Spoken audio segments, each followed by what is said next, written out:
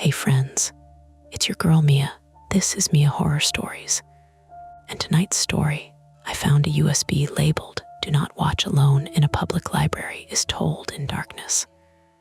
The screen will stay black, so you can simply listen, imagine, and feel every moment without distraction.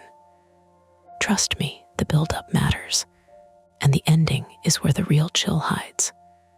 So don't look away, and don't leave early.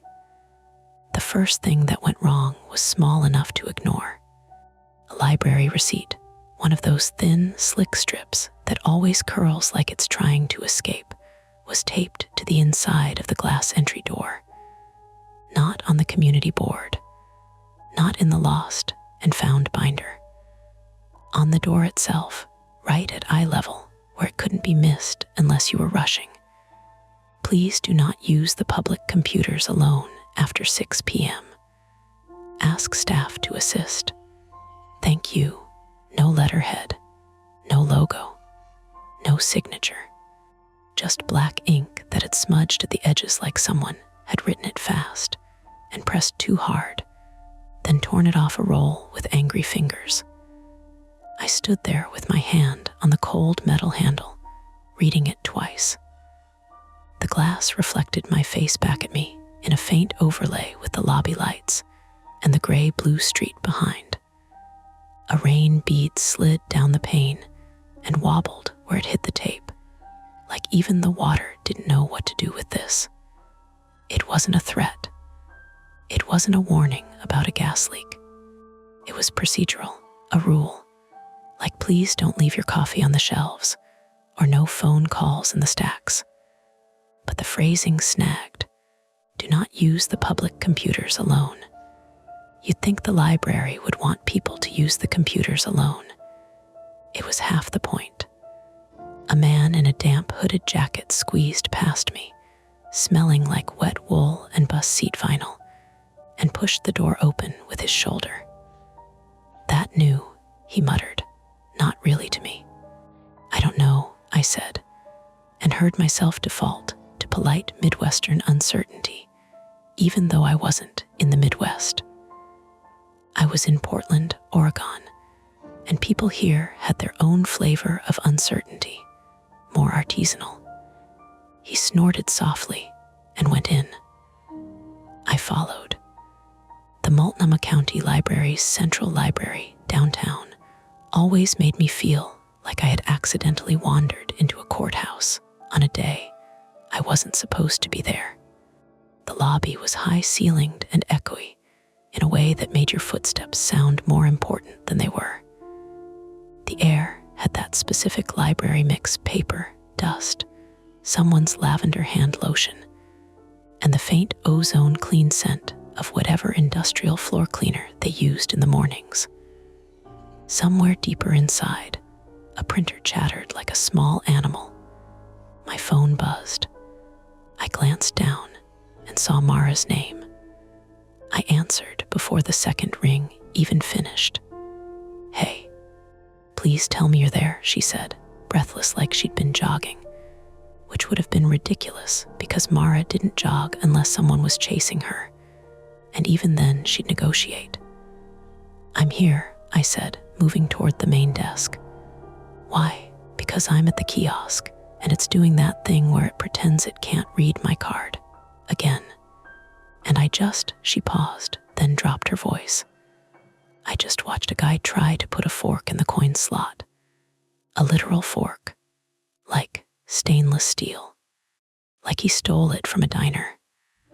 I smiled despite myself. I'm coming. Where are you? Second floor. Computers. Near the windows. Hurry before I commit a felony.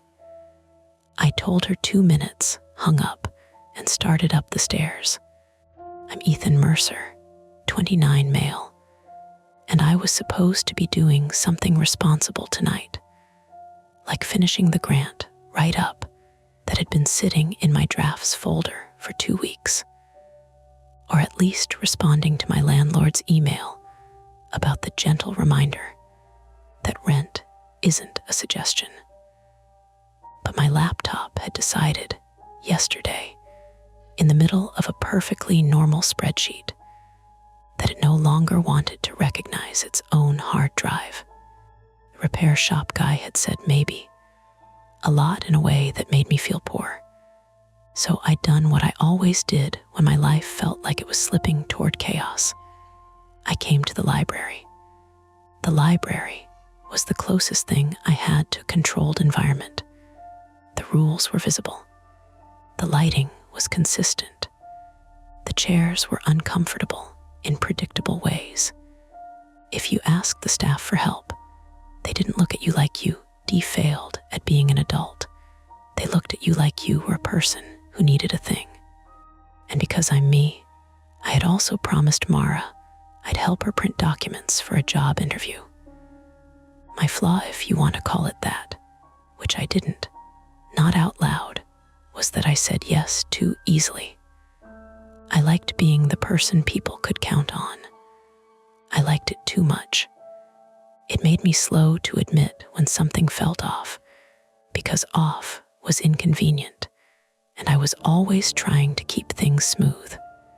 Private fear that if I started making a fuss about every weird thing, I'd become the kind of person everyone quietly avoided. Second floor smelled warmer, more human. More perfume, more fabric, more stale coffee hidden in travel mugs. The computer area was a long row of terminals, each one boxed in by low dividers like office cubicles, pretending they were. The clicking of keyboards came in waves. A kid was watching something with headphones that didn't fully seal, leaking tinny bass. A printer near the wall whined and fed out paper in juddery increments. Mara waved at me from the far end, her hand raised like she'd just spotted rescue. She looked like she always did when she was stressed, too put together in a way that didn't match her internal state. Hair pinned back, gold hoop earrings, black coat that probably cost more than my rent. She had a folder tucked under her arm like it was part of her skeleton. Mara Ellison, 31, female, my friend, my occasional co-conspirator in bad decisions, and the only person I knew who could make a public library feel like a place where she belonged just by standing there. You came, she said, like she'd half expected me to evaporate. I said I would. Don't say it like that. She glanced at the screen in front of her. This thing hates me. I leaned in. The kiosk screen was frozen on a cheerful blue prompt that read, "Please scan your library card." Beneath it, a little animated icon of a card moving in and out of a slot. Mara held up her card like it was evidence. I scanned it multiple times. It made a sound. It acknowledged me. Then it did nothing. I reached for the scanner and waved my own card under it. The machine beeped, then hesitated. A spinning icon appeared. A progress bar crawled to maybe 10% and stopped. The kiosk gave a soft, embarrassed ding like it had forgotten what it was doing. Okay, I said. Oh, it's not personal. Everything is personal, she said. Then she leaned closer and lowered her voice. Did you see the sign downstairs? The one about not using the computers alone after 6, I asked. Yes. She flicked her eyes toward the row of terminals, then to the staff desk at the far end, where a librarian in a green cardigan was helping a man with a USB cable. That's not normal, right? No, I said. But it could be, I don't know. Harassment thing. Someone bothering people. Or stealing, Mara made a face. You always do that. You always try to make it reasonable. It usually is reasonable. She pointed subtly with her chin. Then explain him. A man sat 2 terminals down from us, maybe late 40s, thin enough that his jacket hung on him like it belonged to someone else. A baseball cap pulled low. He wasn't typing. He was just staring at the monitor with an intensity that made the muscles in his jaw twitch. One hand was in his pocket. The other rested on the desk, fingers splayed like he was grounding himself. On the desk beside him was a cheap plastic grocery bag. Something in it was rectangular, and the outline looked like a hard case, like a portable drive case. "Maybe he's just tired," I said, though the words came out thin. Mara's eyes narrowed. "I don't like that you noticed his jaw." "I didn't. You did." I let my gaze drift away before it turned into a stare. "Let's just print your stuff. We don't need to make up a story about strangers." "Fine."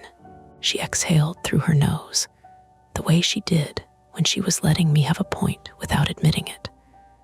"But the kiosk is dead, and I need paper, real paper. The interview is tomorrow morning, and I'm not showing up with my resume on my phone like I'm 12. "Okay." I looked down the row. A few terminals were open. 2 had out-of-order signs taped to the top in the same smudgy handwriting as the sign downstairs. That detail, same ink, same pressure, made my scalp tighten a little, like someone had gently tugged my hair. I approached the staff desk and waited for the librarian to finish explaining something to the man with the cable. "And then you eject it properly," she was saying, patient but firm. "You don't just pull it out while it's writing. That's how files get corrupted." The man nodded like a scolded teenager and shuffled away. The librarian turned to me. She had a face that looked like it belonged in a children's book, round cheeks, sharp eyes, hair in a loose bun that was trying to escape. Her name tag said June. June Park, 40, female. "Hi," I said. "Sorry, our kiosk isn't responding to library cards. Is there a workaround?" June's smile didn't reach her eyes. "Yeah, the kiosk has been temperamental.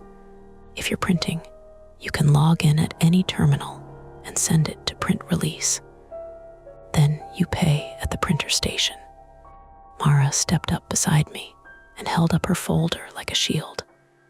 "Can we do that without a library card? Because apparently the machines are on strike." June glanced at Mara's card and then at the row of computers like she was counting people.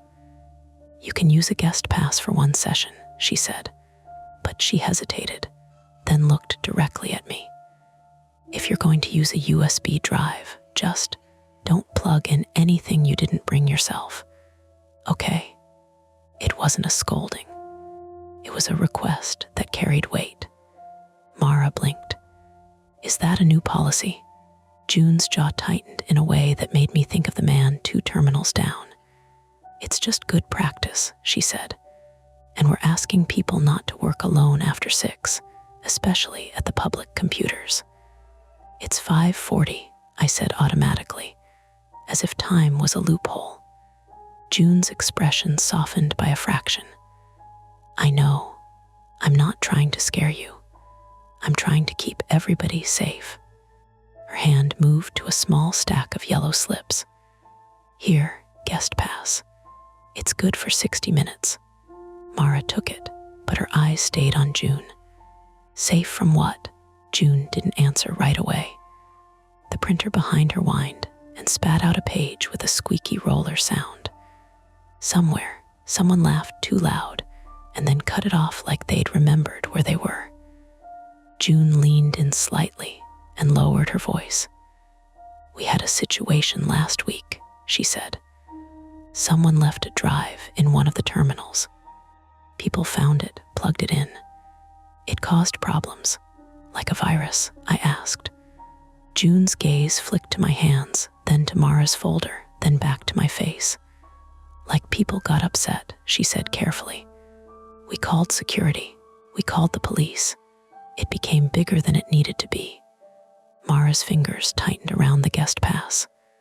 "What was on it?" June's eyes held mine, and for a second she looked older than 40, tired in a way that felt earned. "I can't talk about it," she said. "Officially." Unofficially, she exhaled. "Just don't watch things alone. Not here, not anywhere. That phrasing, watch things, landed heavier than plug-in drives. It was specific. It wasn't about documents. It wasn't about someone's tax forms. Mara's mouth opened, and I could see the next question forming. June straightened abruptly. Her professional face snapped back into place. "Terminal 12 is open," she said louder. "If you need help uploading files to print, wave me over." Thanked her, because that's what you do when someone gives you a warning you didn't ask for, and walked toward Terminal 12. As we passed the out-of-order computers, I saw that the tape on one sign had been peeled back and restuck, like someone had tried to look underneath. The paper was wrinkled where fingers had pressed it. At Terminal 12, Mara dropped her folder on the desk with a sigh. "I hate when adults do the I can't talk about it thing," she said, logging in with the guest code. "It makes me want to talk about it more." "You want to talk about everything more," I said, but gently. She clicked through the print interface, muttering under her breath about file formats. I sat in the chair beside her and glanced around without meaning to. The man with the cap was gone. In his place, on the desk where he'd been sitting, was the cheap grocery bag, abandoned, slumped like an animal that had died mid-step. No one was moving toward it. People either hadn't noticed or had noticed and decided noticing was enough. Mara followed my gaze and went still. "Did he just leave that?" "Looks like it," I said, and my voice came out flatter than I intended. The bag sat there with a quiet audacity. Under the fluorescent lights, the thin plastic shone. The rectangular object inside pushed against the side, sharp corners making the bag look stretched and vulnerable. We were 30 feet away. Between us and it was a line of occupied terminals, and a woman quietly tapping on a keyboard with one finger, her lips moving as she read. "You're thinking about it," Mara said. "I'm not." "You are," she insisted. "Your brain is doing that thing where it tries to solve it." "It could be someone's lunch," I said, though even I didn't believe it. "Or like documents. A hard drive. Someone forgot it." Mara leaned back in her chair.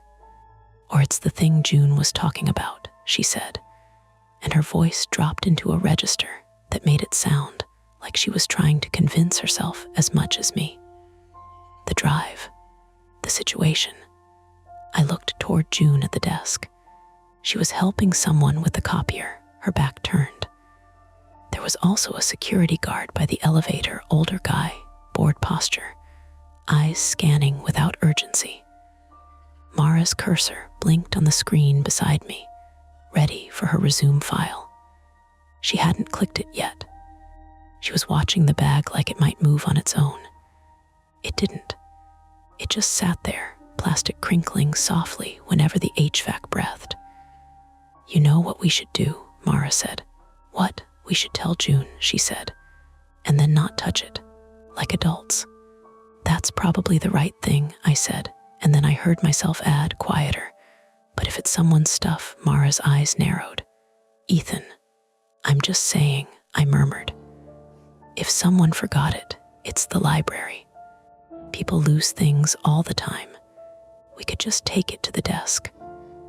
Mara looked at the printer station, then back at the bag. Her jaw worked as if she was chewing on a decision. And then, as if the building wanted to make it worse, the screen at Terminal 12 flickered. Not fully off, not a power cut, just a brief shimmer, like a skipped frame in a video, followed by a line of text that shouldn't have been there. For less than a second, the login screen flashed a message in plain black letters: "Do not watch alone." Then it was gone, replaced by the normal print interface, cursor blinking like nothing happened. Mara's fingers froze above the mouse.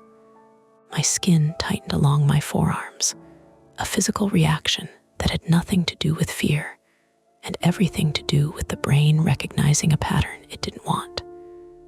Mara whispered, "Did you see that?" "Yes," I said, because lying would have been useless. The normal sounds of the library kept going.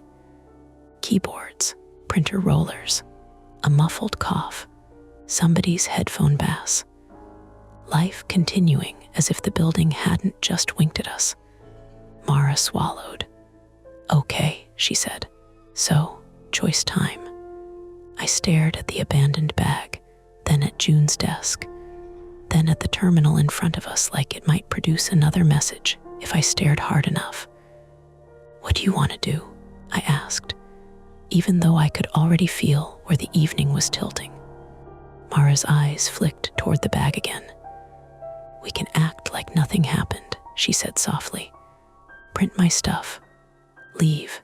Go get ramen and pretend we're not curious people." "And the other option?" I asked. Mara lifted her chin a fraction. "We tell June about the bag," she said. "And we ask." "Ask what?" Her mouth twitched, almost a smile, except her eyes weren't smiling. "Ask what the situation was," she said. "Ask why the computer just told us not to watch something alone." I looked at the clock on the wall. 5:47 p.m. I looked at the sign taped to the out-of-order terminal again, that same smeared ink, and I realized the choice wasn't really between curiosity and caution. It was between staying in the safe, boring version of the evening, or stepping toward the edge of whatever June was trying, unsuccessfully, to keep contained. Mara's hand hovered over the mouse like she was waiting for me to be the sensible one. I took a breath, tasted dust and old paper. "Let's go talk to June." We didn't make it 3 steps toward June before the security guard's radio crackled. It wasn't loud, just that dry burst of static that cuts through everything because it doesn't belong to the room. Conversations didn't stop, but they thinned. People glanced up without meaning to. "Copy," the guard said into his shoulder mic, voice low and bored in the way of someone trying to keep it that way. "Second floor, I see it." Mara's fingers brushed my sleeve. "See what?" I followed his gaze. He wasn't looking at us. He was looking at the abandoned grocery bag. The guard, tall, late 50s, gray mustache trimmed with care. The kind of man who probably kept a thermos in his car year-round, walked toward the terminals with measured steps. Gerald Jerry Nolan, 58 male. He didn't rush. He didn't draw attention. But the radio had already done that. June noticed him moving. Her posture shifted, shoulders squared, smile gone, and she stepped out from behind the desk. Mara whispered, "We should have just printed." "We still can," I said, though I didn't believe it. Something had shifted in the air, subtle but real. Like when a storm is still an hour away, but the pressure changes and your ears pop. Jerry reached the bag and stopped a few feet away from it. He didn't touch it. He crouched slightly, reading the situation the way someone might read a dog they don't know. "Anyone see who left this?" he asked, not loudly, but clearly enough that the nearby terminals heard. No one answered. The woman who'd been tapping with one finger kept tapping. June approached from the other side. "We think it was a man in a cap," she said quietly. Mid-40s, thin. He was on Terminal 9. "Camera?" Jerry asked. June nodded. "Already flagged." He straightened. "Okay, let's not touch it yet." That was when the first printer on the floor started spitting out paper. Not in its normal rhythm. Not the polite, staggered whine of someone printing 5 pages. This was continuous. A rapid mechanical chatter, sheet after sheet feeding out, dropping into the tray, sliding to the floor when the tray filled. Heads turned in unison. The printer was 3 rows over, near Terminal 9. The same terminal the man had been using. Mara's nails pressed into my wrist. "That's not us," she said unnecessarily. Jerry pivoted toward the printer. "Who's printing?" he called. No one claimed it. The printer kept going. June moved faster now, weaving between chairs. Jerry followed. I stayed where I was, but my body leaned forward, like I could see better if I wanted it enough. The first few pages hit the carpet. They weren't text-heavy. From a distance, I could see blocks of black, large dark shapes, photos. A man at Terminal 7 pulled off his headphones and stood, frowning.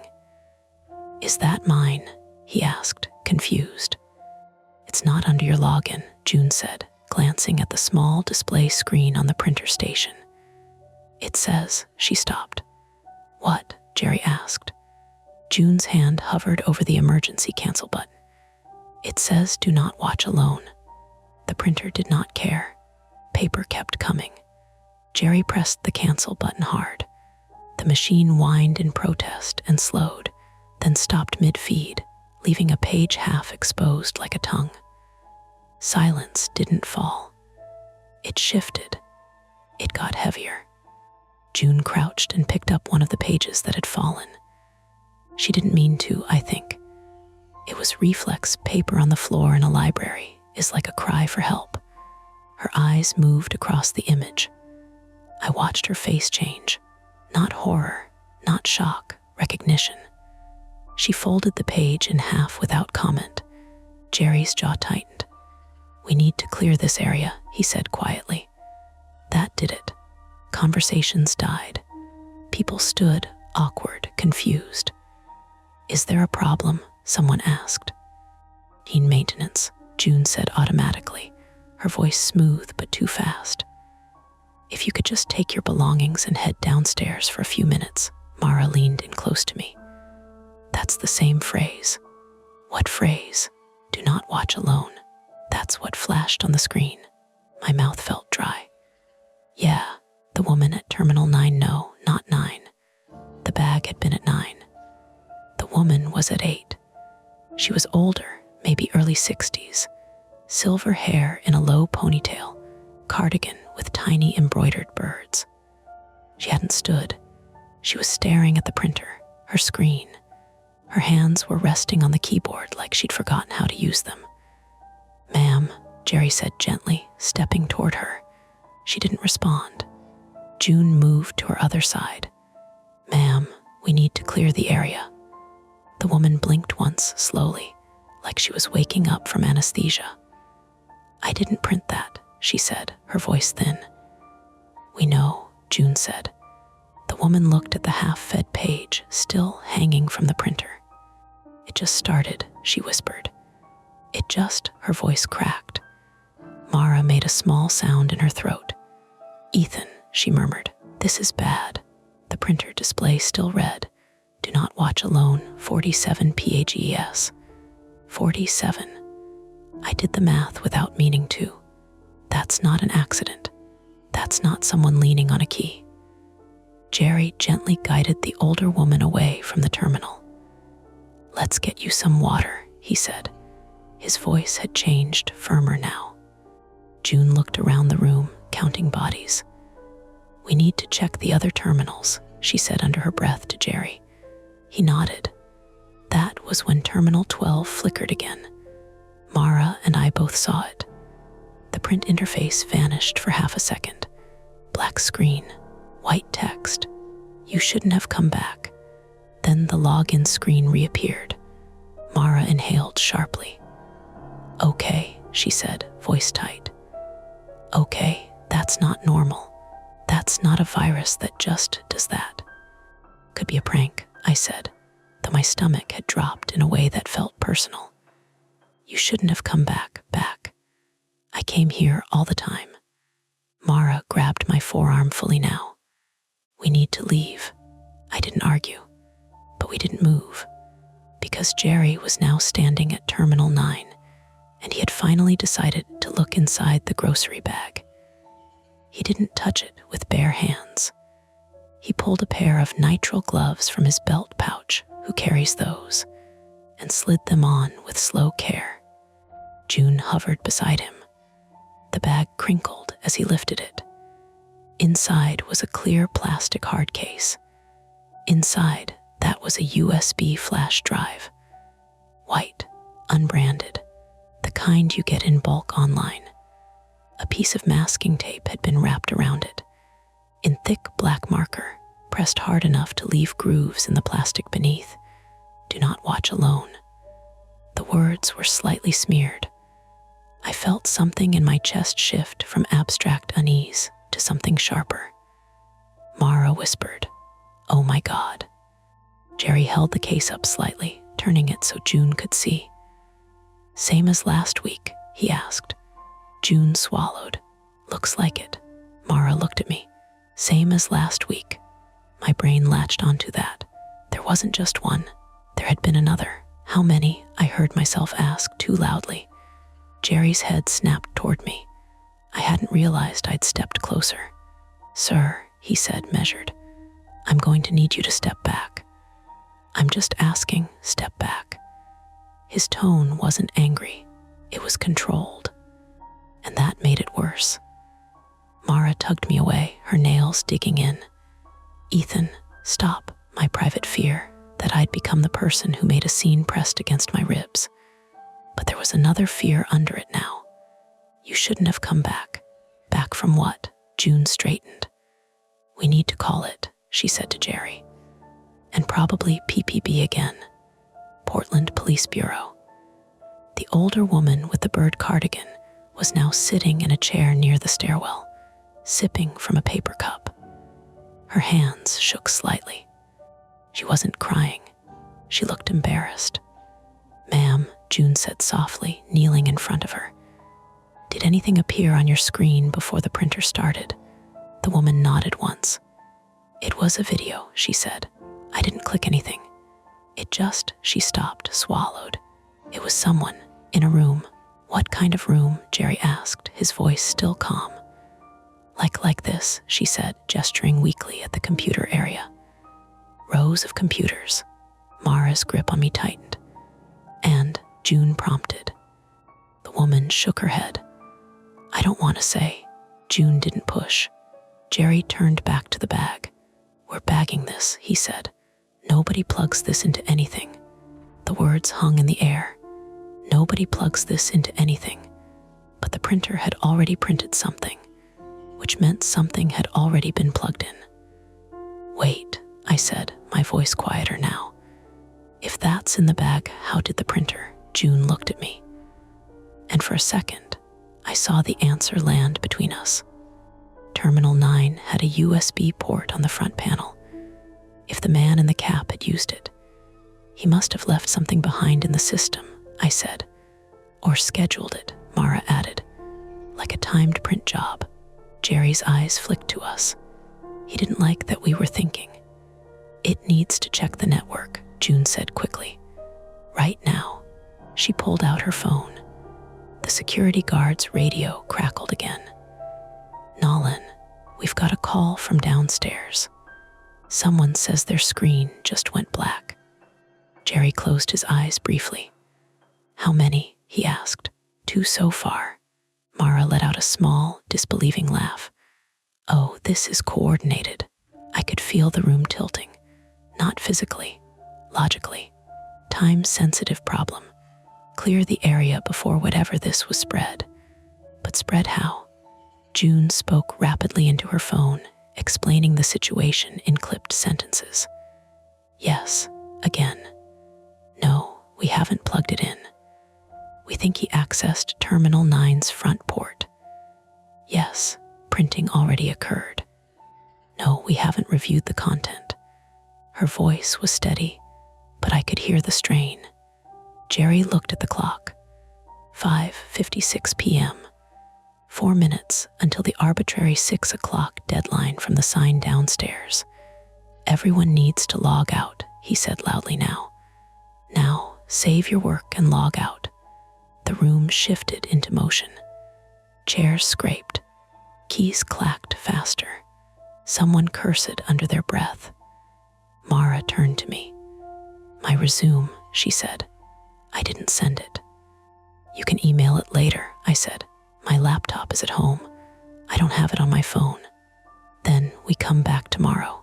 Her jaw tightened. You heard what the screen said. You shouldn't have come back. She wasn't just thinking about tonight. She was thinking about the pattern, about the fact that she'd been here last week too, to use the computers when her office internet had gone out. You think it's random? She asked me quietly. You think that message is just coincidence? My chest felt tight. I don't know, I said, and for once I didn't try to make it reasonable. June ended her call. It says shut down the entire floor, she told Jerry. Hard power if we have to. Okay. The lights flickered once, not dramatically, just a quick stutter. A murmur rippled through the room. Was that them? Someone asked. Jerry moved toward the breaker panel near the staff desk. And then from downstairs, a scream. Not loud, not cinematic, short, sharp, cut off halfway through. Everyone froze. Mara's fingers dug into my arm hard enough to hurt.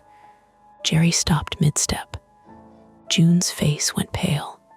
The radio crackled again, louder this time. Nolan, we've got a patron on the first floor. Says a video just popped up on every terminal at once. Jerry swore under his breath. And, he asked. There was a pause, static, and it's live.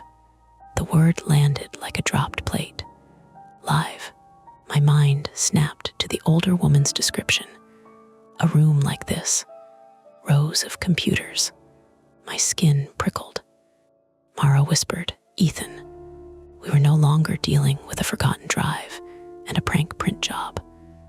We were dealing with something that was happening in real time. Jerry looked at June. We have to cut the network.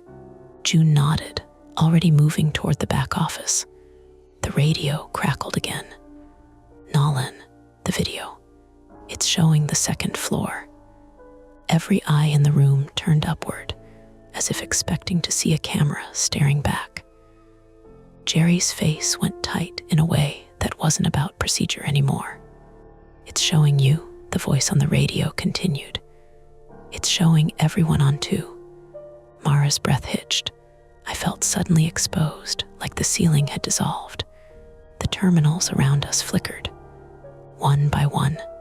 Black screen, white text, don't watch alone. And beneath it, smaller, you're not. The screens shifted. And there we were. A grainy, slightly elevated angle of the second floor computer area.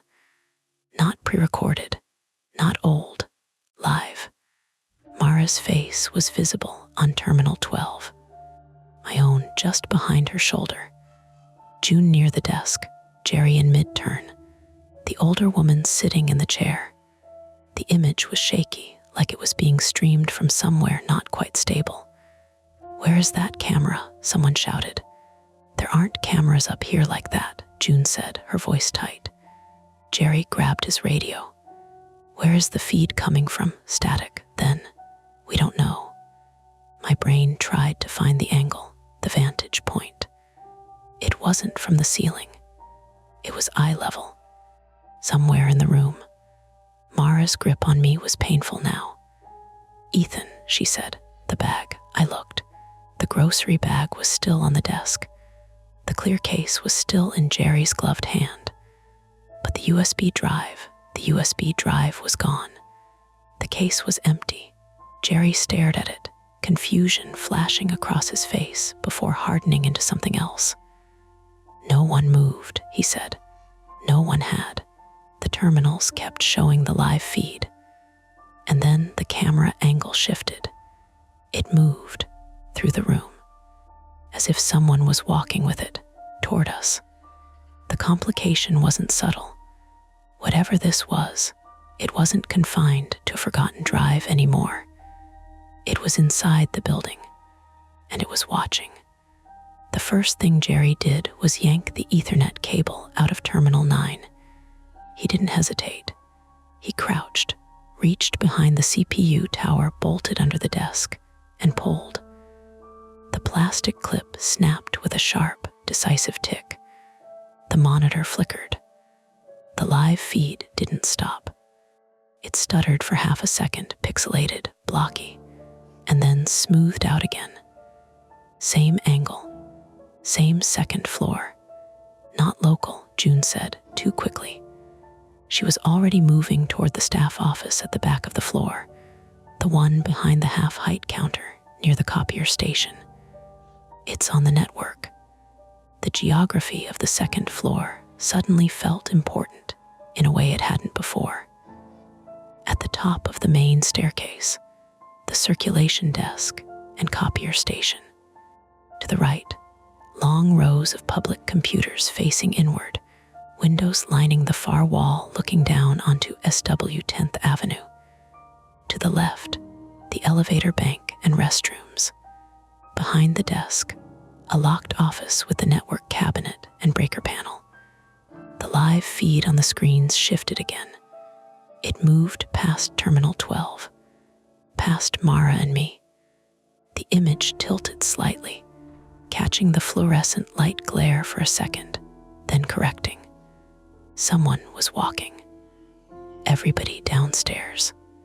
Now, Jerry said louder. His voice had lost the bored quality. It had weight now, authority sharpened by adrenaline. People didn't argue this time. Chairs scraped. Backpacks were slung over shoulders. A guy in a beanie nearly tripped over a fallen stack of the printed pages, his foot skidding on glossy paper. I grabbed one without thinking. It showed a still frame from the same live feed. Second floor. Terminal 9. Time stamp in the bottom right corner. 1752-14. It wasn't just streaming. It was recording. Ethan, Mara hissed. What are you doing? I shoved the page into my jacket pocket. Evidence, I said, though the word felt dramatic in my mouth. We moved toward the stairwell with the others. The older woman with the bird cardigan stumbled as she stood. I caught her elbow before she went down. Her skin was papery and warm. I didn't click anything, she kept repeating. I didn't click. I know, I said, downstairs. The first floor felt wrong. Too bright, too open. The atrium ceiling rose above us in a grid of lights and skylights, casting everything in a pale wash. The circulation desk was directly ahead. Beyond it, more rows of computers, study tables, and the large windows facing the street. And on every visible monitor, black screen, white text, "Don't watch alone." Then the live feed, not the second floor this time. The first floor, us, from near the entrance. Someone had moved the camera. Where? Mara whispered. I scanned the room. Near the entrance doors, above the security gate sensors, there were standard library cameras, dome-shaped, fixed, clearly visible. But the angle on the screens was too low, too close to eye level. It was coming from inside the floor. A scream cut through the space again. This time, we saw why. On one of the screens near the front tables, the feed had split into two panels. Left, the first floor where we stood. Right, a narrow hallway, concrete walls, exposed pipes, no windows. The basement level, the IT room. June saw it too. She went still. That's the server hallway, she said. Her voice was flat. That's behind the locked door. How would they? Mara started. Jerry's radio crackled. Nolan, basement doors ajar. I'm not sure who opened it. Who's down there? Jerry demanded. Maintenance was earlier.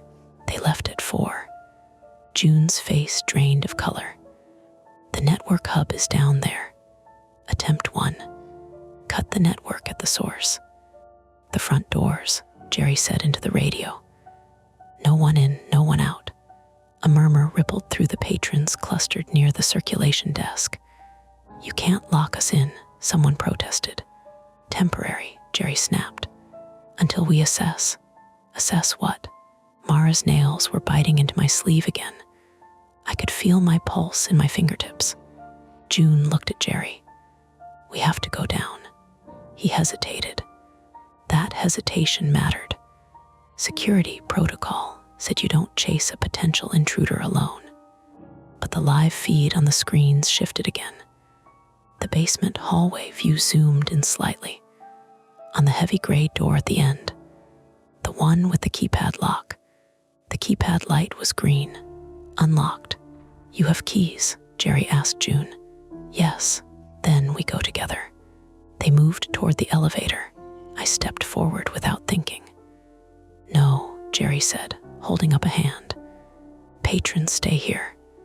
You think we're safer up here? I shot back before I could stop myself.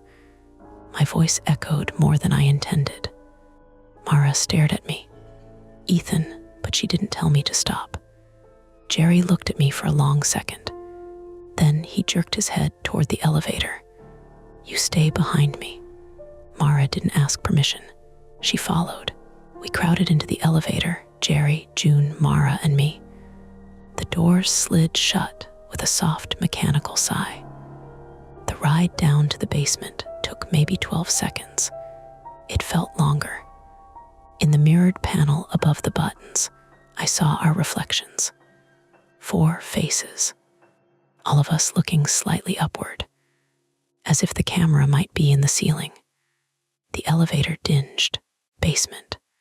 The doors slid open onto a narrow corridor that smelled like old concrete and electrical dust.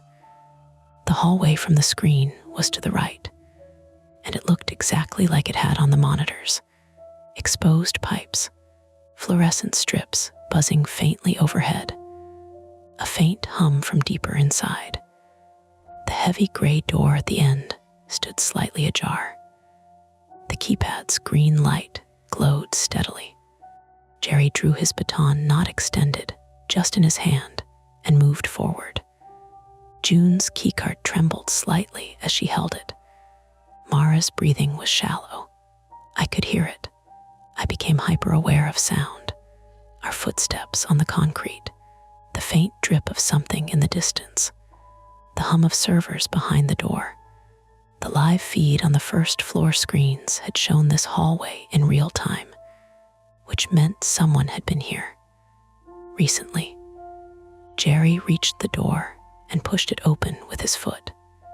Inside, racks of servers, black metal frames filled with blinking lights, cables snaking like roots from floor to ceiling, and nothing else. No person, no obvious camera. The hum of the machines was louder here, a constant, vibrating presence that made it hard to think. Clear, Jerry said, but his voice wasn't convinced. June moved to the network cabinet near the wall. If someone's streaming, it's coming through here. She opened the cabinet door. Inside were routers, switches, a mess of Ethernet cables, all labeled with tiny white tags. And tucked into one of the front USB ports of the main server, a white flash drive. Masking tape, black marker, do not watch alone. My stomach dropped. That's not supposed to be there, June said unnecessarily. Don't touch it, Jerry said. I have to, June replied. If it's broadcasting, it said don't. They're not here. That was the argument in a nutshell. Wait for protocol. Stop the bleeding now. The servers hummed. On June's phone, still in her hand, a notification popped up. A live video alert from the library's own internal monitoring app. She opened it. The feed showed the server room. Us from above. A small black device was mounted to the underside of one of the server racks, no bigger than a deck of cards, a camera. That wasn't there, June said. Misdirection hit me hard. For half a second, I thought, it moved. It followed us. Then my brain caught up. Hadn't moved. It had been here. We just hadn't looked up. Someone planted that, Mara said. Obviously, I snapped, more sharply than I meant to. She flinched. I immediately felt the sting of it. My flaw jumping to fix things was turning into something uglier. June pulled a pair of gloves from a drawer and slid them on. If I pull this, the stream should cut. Should, Jerry repeated. Attempt 1, remove the physical source. June gripped the USB drive and pulled. The server lights flickered. Hum dipped, then surged. The live feed on her phone froze. Black screen, white text, "You're not alone," then static. The hum in the room shifted, a higher pitch. "June," Jerry said. She stepped back from the rack. One of the server units beeped loudly, then another. On June's phone, error messages cascaded. Network failure, connection lost, reboot required. Upstairs, faintly, we heard something. A collective gasp. Through the open door to the hallway, I could hear voices rising. "Did you cut it?" Mara asked. "I cut something," June said. Jerry moved toward the hallway. "We need to get back up." We hurried out. The hallway lights flickered once as we passed. That flicker almost made my heart stop. For a split second, the overhead lights dimmed and the emergency lights along the floor kicked on. Then everything returned to normal. Electrical load shift, I told myself. Servers rebooting, not something else. We reached the elevator, pressed the button, waited. The seconds felt wrong. Too long. "Come on," Mara whispered.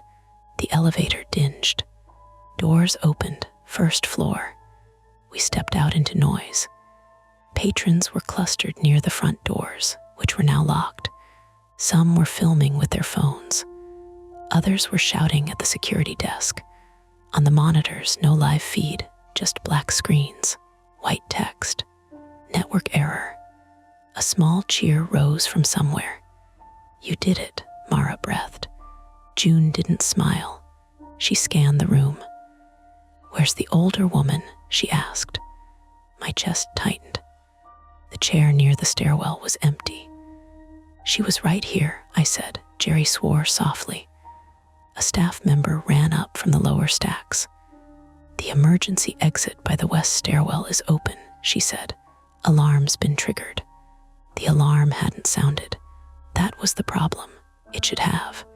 Jerry's radio crackled again.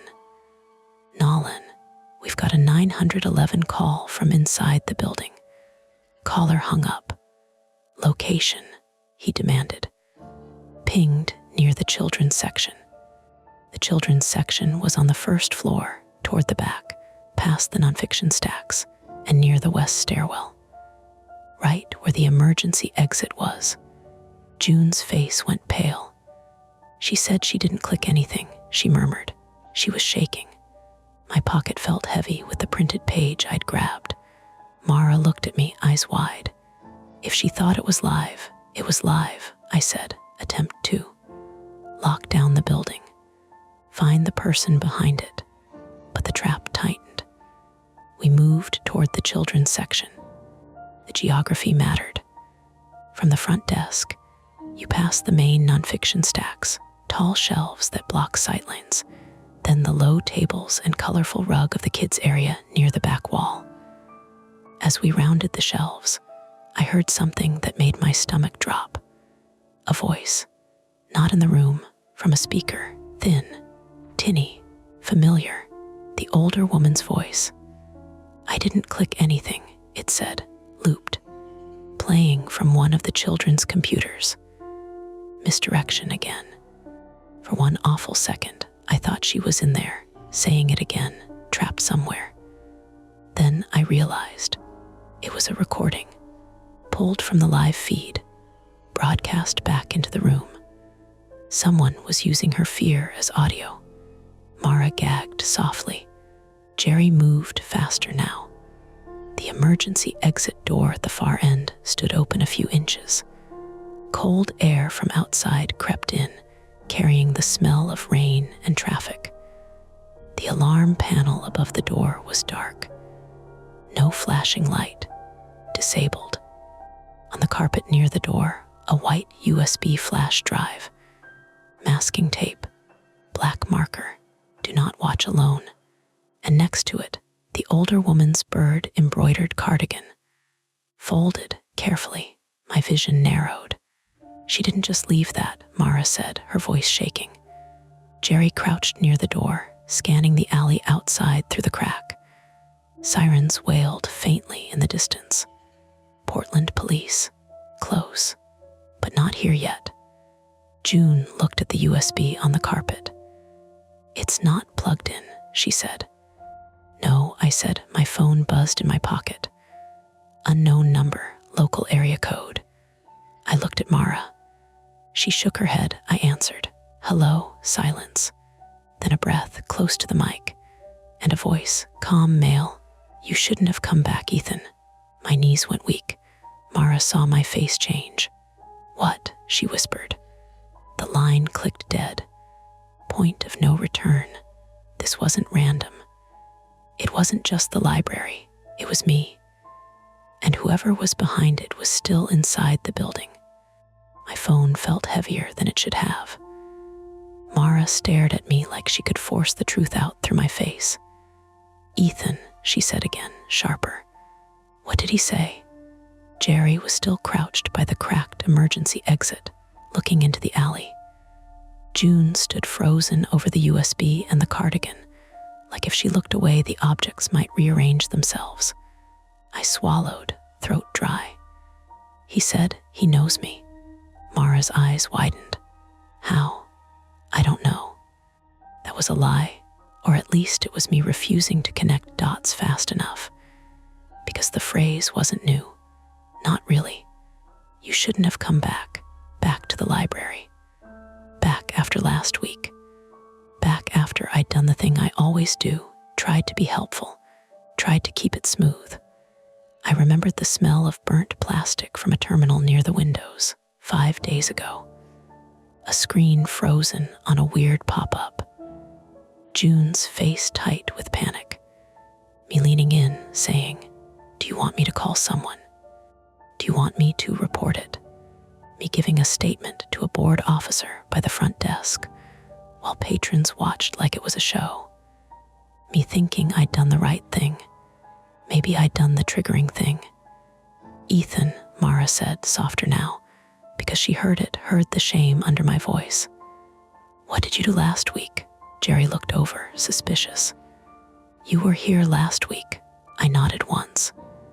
June's gaze snapped to me, not angry. Just a fast recalibration, like she'd suddenly realized the story had a center, and it wasn't the USB. I filed a report, I admitted, about a drive, a video. You were there. You told me not to watch it, and I didn't. I swear I didn't. June's mouth tightened. But you reported it. Yes, Mara exhaled like she was trying not to panic. So he's blaming you. Or he's obsessed, June said quietly. Jerry's radio crackled. Nolan, PPB is 2 minutes out. Jerry didn't relax. He didn't move away from the door. Do we go out there? Mara asked, voice trembling. She could be in the alley. June shook her head fast. That alley runs behind the building. If he's there with her and we go out, he already disabled the alarm, Jerry said. His gaze flicked to the dark panel above the door. He's thought this through. The recording of the older woman's voice kept looping from the children's computer behind us. Thin, tinny, like a ghost, except ghosts don't need speakers. Didn't click anything, it said again. Mara flinched every time. Jerry looked at me.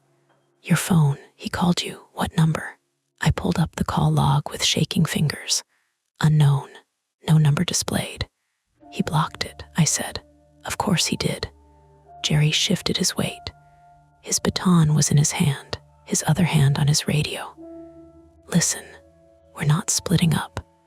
June's eyes darted to the west stairwell door near the emergency exit.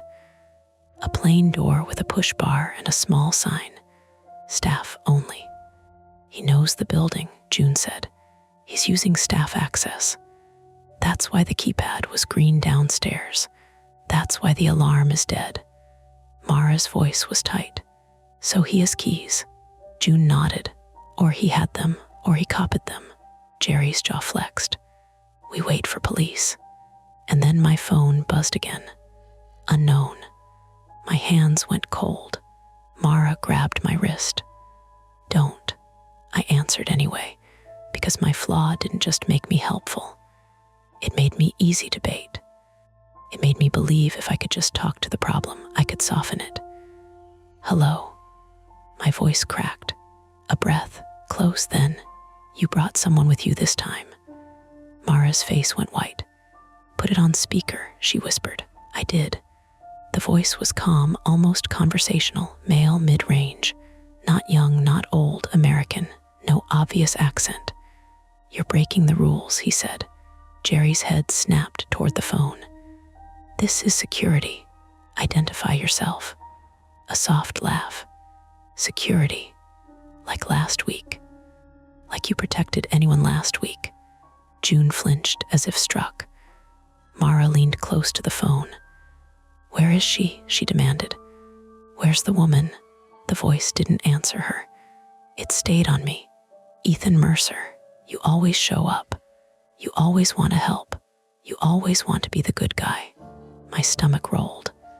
How do you know my last name? I whispered. You typed it, he said. Every time you log in. The public computers. The print interface. The library card kiosk. All the little systems I'd trusted because they were boring. You shouldn't have come back, he said again. And this time it wasn't a warning. It was a sentence handed down. Jerry stepped closer, voice hard. Where are you? There was a pause. Then, with a faint click, like someone pressing a key, a new sound filled the corridor. A low, rhythmic thump, not from a speaker. From somewhere behind the staff-only door, 3 knocks. Then 2, then 3 again. Mara's eyes darted to the door. That's, June's face changed.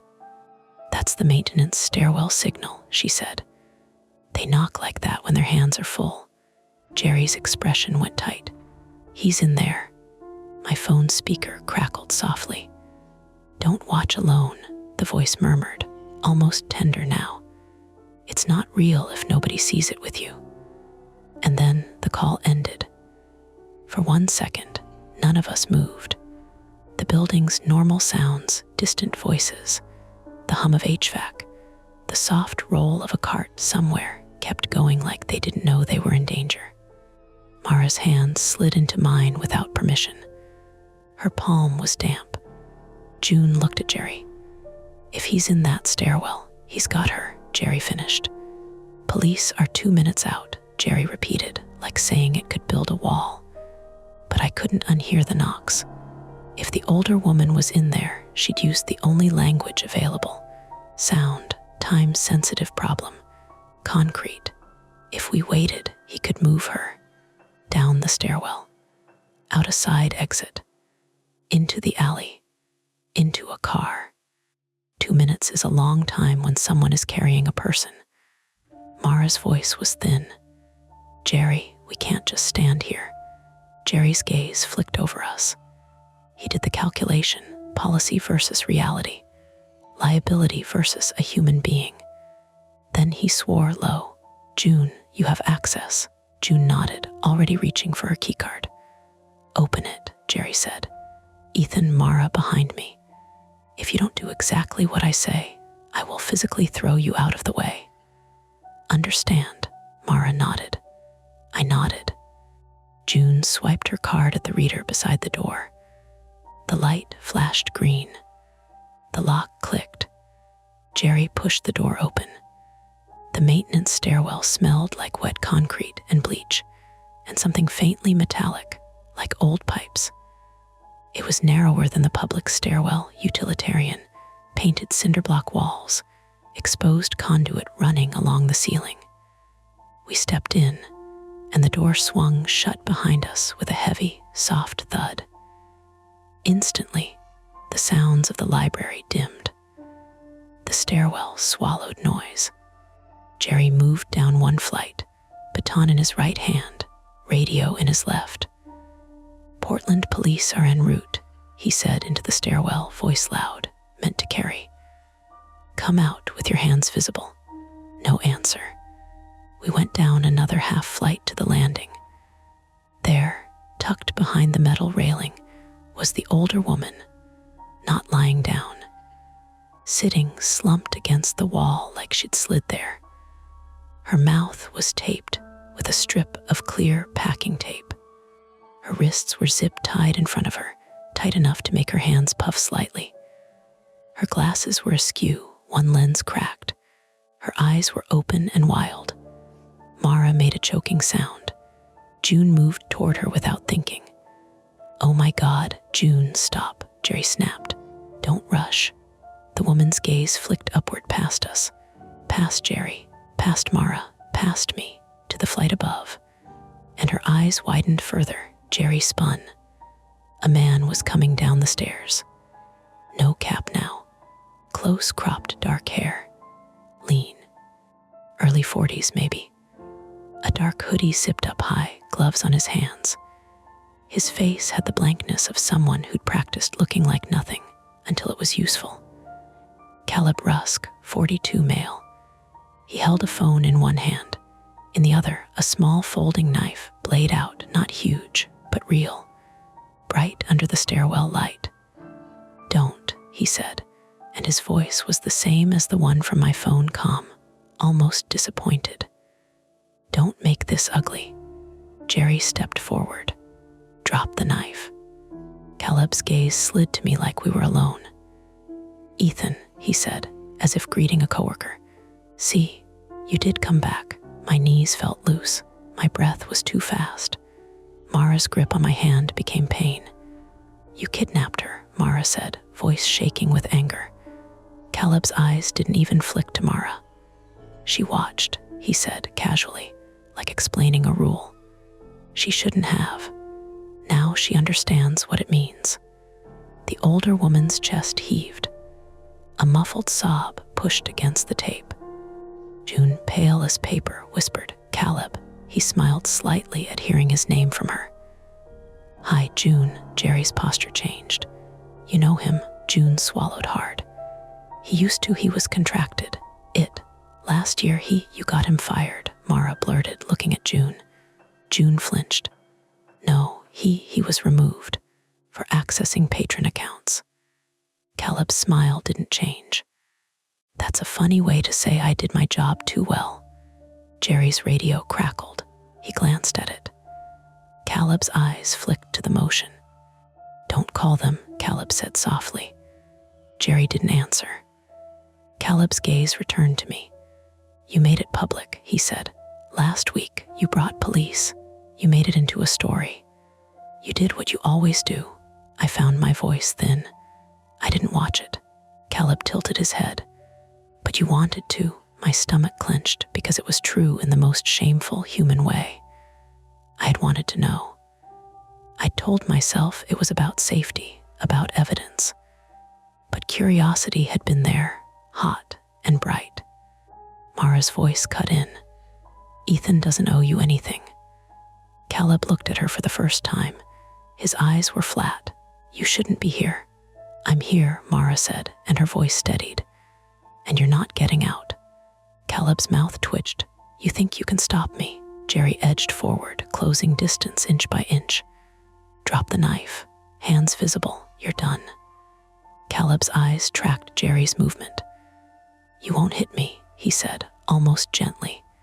You can't. Not unless I do something first. Not in front of them. Jerry froze a fraction. Caleb saw it. He smiled wider. Rules, he murmured. Everyone loves rules. Then, without warning, he lunged not at Jerry, but at June. The knife flashed. June screamed as she threw up her arm instinctively. The blade nicked her forearm, a quick, shallow slice, but enough to send blood beating instantly. Jerry reacted then. No hesitation. He swung the baton hard. It connected with Caleb's shoulder with a sickening thunk. Caleb grunted, staggered, but didn't go down. He pivoted, knife arcing toward Jerry. Jerry tried to block. The blade caught Jerry's forearm, A sharp slice, not deep, but real. Blood welled fast. Everything tightened into a tunnel of motion and breath. Mara yanked me backward, dragging me away from the landing as the men grappled.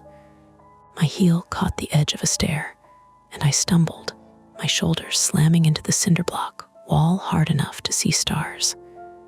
Caleb shoved Jerry against the railing. Metal rang. The older woman made a muffled cry, trying to shrink into the wall.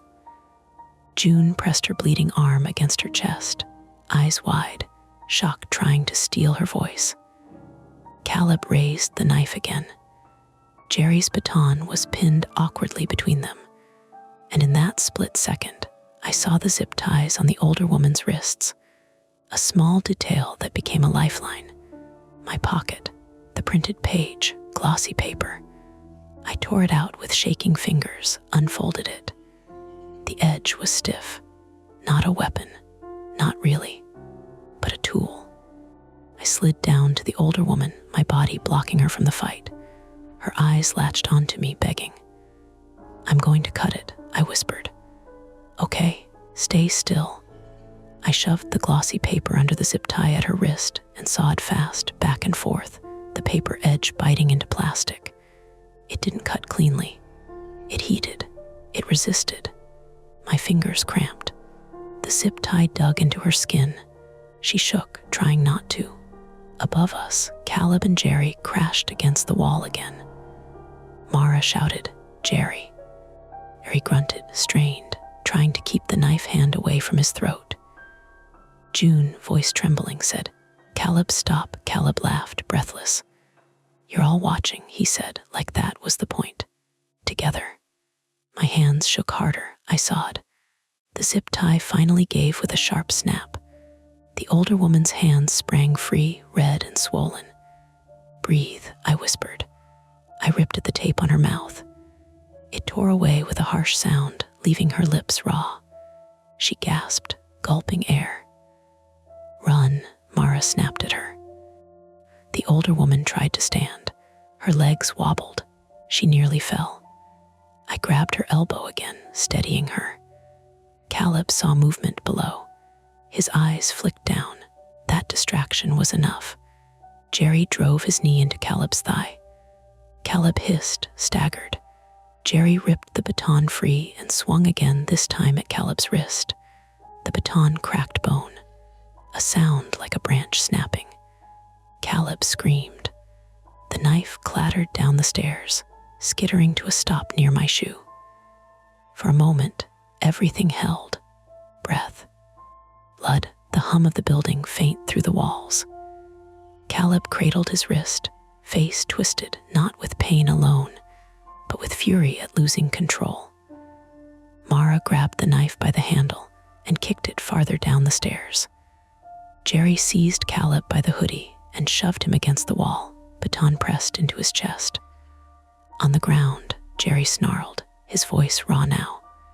Caleb panted, eyes wild. "You can't. You're done," Jerry said. And for the first time, his tone wasn't professional. It was human. "You're done." Caleb's gaze snapped to me again, and the calm was gone. "This is your fault," he spat. "You made it real." Footsteps thundered above us. Heavy, multiple voices. Police, Portland police. No sudden saviors, not really. They were arriving after the damage, after the choices. 2 officers came down the stairs fast, guns drawn, but pointed low as they assessed. Jerry bleeding, June bleeding, older woman shaken, Caleb pinned. Officer Daniel Klein, 34, male, and Officer Sophia Martinez, 37, female, moving with the tight, efficient urgency of people who've walked into chaos mid-sentence. "Drop it," Officer Martinez shouted, seeing Jerry's baton pressed to Caleb. "It's my guard," Jerry barked. "He's the suspect." Knife down the stairs. Officer Klein moved quickly, retrieved the knife with a gloved hand, kicked it out of reach, then stepped in to cuff Caleb. Caleb didn't resist at first. He smiled at me through the officers, And then he did something small and awful. He whispered, just loud enough for me to hear, "You'll watch again."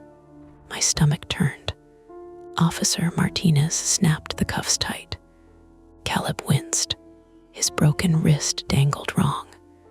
The older woman sat down hard on the landing, trembling uncontrollably now that adrenaline had nowhere to go. June leaned against the wall, pressing pressure to her arm, face pale, eyes shining. Jerry's forearm bled steadily. He looked at it like it didn't belong to him. Mara's hand hovered near my shoulder, then touched it gently. "Are you okay?" she whispered. My shoulder throbbed. My head felt thick. My fingers were cramped and stinging from the paper cut and the force of sawing. "I don't know," I admitted. The officers guided Caleb upward, away from us. As he passed, he twisted slightly, trying to look back. Officer Klein shoved his shoulder forward. Eyes front. Caleb laughed once, small, ugly. And then he was gone up the stairs, leaving behind blood droplets on the concrete like punctuation marks. Jerry sagged against the railing. "June," he said, voice suddenly softer. "You okay?" June nodded, but her eyes were fixed on the older woman. "She's okay," she whispered, like saying it could make it true. Mara crouched beside the older woman. "What's your name?" she asked gently. The woman swallowed. Her voice was hoarse from the tape. "Linda," she said. "Linda Hargrove." Linda Hargrove, 63, female. June's eyes closed briefly. "I'm sorry," June said to Linda, and her voice cracked for the first time. "I'm so sorry." Linda stared at June like she wanted to blame someone but couldn't find the right shape for it. "He made me look," Linda whispered. He said if I didn't heed, she stopped, breath hitching. "He wanted me to be there. He kept saying, 'Don't watch alone,' like it was a rule." Mara's face hardened. "He streamed it." Linda nodded miserably. "He had a phone. He was filming. He kept asking who I was, where I lived, if I came here a lot. Like he was making a list." My stomach sank deeper. June looked at me, eyes wide with a new kind of fear. "Ethan," she whispered. "He was collecting." That was when the dread shifted from acute to lingering. Because even with Caleb in cuffs, even with police in the stairwell, the library above us still held terminals, still held logs, still held whatever he'd installed. And he'd already demonstrated that resolved didn't mean over. Officer Martinez returned down the stairs, holstering her weapon. "Ambulance is on the way," she said briskly. "We need statements, and we need everyone upstairs out of the building." Jerry nodded, eyes distant. "He had devices in the server room," he said. "Hidden camera, USB in the main rack." Officer Martinez's mouth tightened. Forensic team will handle it." June swallowed, looking like she might be sick. "He knew our layout," she whispered. Mara squeezed my hand again. "He knew you." I stared at the concrete steps, at the faint smear of blood where Caleb's wrist had swung. My flaw had always been simple. I thought if I showed up, if I did the right thing, if I kept things smooth, the world would reward me with normal. Instead, I had stepped into someone else's obsession and given it a name, a report number, a record, made it real. And now, even with the suspect arrested, I couldn't shake the feeling that the real cost wasn't the blood on Jerry's arm or June's sliced forearm or my bruised shoulder. It was the way my own routines, my safe place, my habits, my boring library evenings had been mapped by someone who wanted to turn watching into a weapon. The conflict was resolved. Caleb was in handcuffs. Linda was alive. But something in me had shifted, and I could feel the scar forming already, invisible but tender.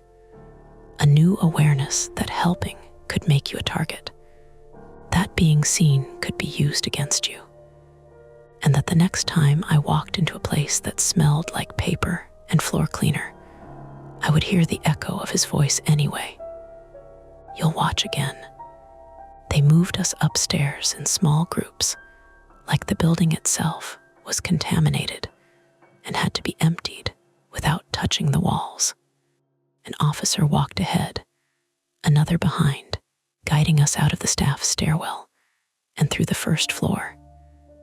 The library looked the same, and also completely wrong bright posters about story time, a display of new releases, the little pencil cup by the children's computers, ordinary objects standing near the edge of a night that had snapped out of shape. The monitors were dark now. Someone, police or staff, had pulled the plugs or hit a hard shutdown. The loop of Linda's recorded voice was gone. The quiet that followed didn't feel peaceful. It felt like the moment after a smoke alarm stops, when your ears keep ringing anyway. Outside, the rain had eased into a thin, stubborn drizzle. The streetlights reflected on the wet pavement in long, broken streaks. A small crowd had gathered behind a yellow tape line on SW 10th, phones up, expressions hungry and unsettled. If you didn't know what had happened, it probably looked like any other downtown scene: an ambulance, police cars, a building being evacuated. But I knew exactly what it was, because it had my name inside it now. Linda was taken first. Paramedics put her in a wheelchair, even though she kept insisting she could walk. She looked like she was trying to regain dignity by stubbornness, which I understood too well. Her wrists were red and swollen, the skin around them raised and angry where the zip ties had bit in. The tape had left raw patches at the corners of her mouth. She didn't cry, not really. She shook. Her whole body trembled in a way that didn't stop when the paramedic wrapped a blanket around her shoulders. Linda Hargrove, 63, female her name, finally had somewhere to land in my head beyond older woman. And that made what happened to her feel worse, not better. Mara stayed close to her until a paramedic gently blocked her path. Family, the paramedic asked. Mara hesitated. No, but Linda looked up at Mara and nodded once, like permission. She's okay, Linda croaked, voice shredded. She helped, the paramedic nodded. Okay, you can ride to the hospital if she wants you to, but we need consent. Linda's gaze flicked to me. Something passed between us, gratitude and shame, and the weird intimacy of surviving something together. No, Linda said softly. I want quiet. Mara swallowed hard. Okay. She backed away, hands lifted like she wasn't sure where to put them. The ambulance doors closed with a thick metallic clunk. Jerry was next. He sat on the bumper of an ambulance, forearm wrapped in gauze that was already pinking through. His face had that waxy, faraway look of someone whose adrenaline is still doing the talking while the body tries to catch up. A paramedic checked his pupils with a penlight, then asked him questions. His name, the date, whether he'd lost consciousness. Jerry answered correctly, but slowly, like each word had to pass through water. Needs stitches, the paramedic said, glancing at the cut. Maybe tendon check. Jerry grunted, then looked toward the library entrance like he expected Caleb to walk out again, smiling, hands clean. He didn't. Caleb was already gone, transported in a cruiser, cuffed, wrist splinted, a paper bag over his evidence. I caught a glimpse of him when they loaded him in. He turned his head slightly, just enough, not to look at the officers, to look at me. The streetlight hit his face, and for a second I saw the exhaustion under the anger, the thinness of him, way obsession had worn him down to a sharp edge. Then the car door closed. It was so ordinary, a door, a latch, a locked vehicle. And it ended that part of the story, but not the part in my head. June was sitting on the curb, a pressure bandage taped around her forearm. She looked smaller outside the library, like the building had been part of her armor, and now she'd stepped out of it. Her hands were shaking. She kept flexing her fingers, as if testing whether they still belonged to her. I walked over slowly, my shoulder throbbing with every step. Mara followed a half-beat behind, like she didn't trust me not to fall over. June looked up at us. Her eyes were glassy but focused. "I'm sorry," she said immediately. "I'm so sorry." Mara let out a short, harsh laugh, not amused, just pressure escaping. "For what? For being stabbed because some guy's brain broke," June flinched. "For not pushing harder, for not taking it seriously enough last week." "You did take it seriously," I said, and my voice surprised me by sounding normal. June shook her head. "Not enough," she whispered. "We filed incident reports. We reset terminals. We told patrons not to use USBs. We added the sign. We thought that would be enough." My brain replayed her words from earlier. Don't watch things alone. Not here, not anywhere. She had known it was more than a prank. She'd just been forced to keep operating in a world where it could still be treated like one. "Was he still on contract?" Mara asked, voice calmer now, but sharp. June shook her head quickly. "No, he was removed months ago. It thought his access was revoked." But she closed her eyes, swallowing. Clearly not all of it. "Or he got back in," Jerry said from the ambulance bumper. He'd overheard. His voice was hoarse. "You can revoke a badge. You can't revoke knowledge." June pressed her lips together like she might be sick. A police officer approached us with a notepad and a tight, practiced expression. Officer Sophia Martinez, 37, female, the one who'd come down the stairwell earlier, looked at each of us in turn. "I'm going to take statements," she said, separately. "And I need to know if any of you touched the devices, the USBs, the printed pages." I raised my hand slightly, like a kid in class. "I grabbed one of the printed pages," I said earlier, before everything. "I put it in my pocket." Officer Martinez's eyes sharpened. "Where is it now?" "In my jacket," I said. "I used it to cut Linda's zip ties." Her pen paused over the paper. "Okay," she said, and her tone softened by a fraction. "We'll need it, and your jacket might be evidence." I swallowed. "Okay." Mara looked at me like she wanted to protest on my behalf, then didn't, because she understood. Because that was the cost of touching anything in a situation like this. You become part of the paperwork. Officer Martinez stepped aside and called for an evidence tech. Then she looked back at me. "And you said the suspect called you by name?" "Yes," I said. The word felt small for what it carried. "Did you recognize his voice?" I hesitated. If I said yes, it meant something else, that my world had a connection to him beyond the library. If I said no, it meant admitting I could be watched by a stranger and not even know it. "I recognized it as the same voice that was on the line," I said carefully, but I didn't know who it was until the stairwell. Officer Martinez nodded, writing. "And you were here last week?" "Yes." "And you made a report?" "Yes." Her pen slowed. "Did you speak to anyone else about it?" "Friends, social media, coworkers." Mara's head snapped up. "No," I said quickly. "I didn't post. I didn't make it a thing. You told the police," Mara finished, not accusing, just stating it. Officer Martinez held my gaze. "Sometimes that's enough for someone to fixate," she said quietly, like she'd learned it the hard way. The evidence tech arrived, blue gloves, a rolling kit, the calm pace of someone who has trained themselves not to rush in the presence of blood. He asked me to remove my jacket carefully. The fabric stuck slightly where it had gotten damp in the drizzle. My shoulder protested as I slid my arm out. He bagged the jacket in a large, clear plastic evidence bag. It made a faint, crinkling sound that took me right back to the grocery bag on the desk upstairs.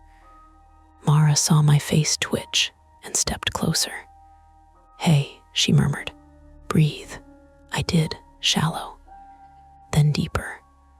A different officer approached Mara and guided her away for her statement. That left me standing alone in a small pocket of space between ambulance lights and the library's stone facade. I realized, with a strange clarity, that I hated being alone. Not in general. I'd lived alone for years. I liked my solitude, but alone like this. Alone in a place where I could be observed. Alone with my thoughts. Don't watch alone. The phrase wasn't mystical. It was practical. It was psychological. It was control. Officer Martinez came back to me after a few minutes. "Okay," she said, "we'll be in touch. Detective will follow up. You may be asked to testify. Testify, court, legal consequences. A chain of events that would keep stretching into my life." "Do you think he got my information from the library system?" I asked. Officer Martinez didn't lie. "It's possible," she said. "We're treating this as a cyber intrusion and an abduction. That's serious. There will be forensics, warrants, digital review." I nodded, feeling my stomach hollow out. She looked at me with something like empathy. "Do you have somewhere safe to go tonight?" I thought of my apartment, thin walls, street-level window that didn't latch properly, the glow of my phone in my hand. Mara returned, eyes red-rimmed but dry. Her statement had been intense, apparently. She slipped her arm through mine without asking. "You're coming to my place," she said. It wasn't a question. I almost protested out of habit, out of pride, out of my reflex to not be a burden.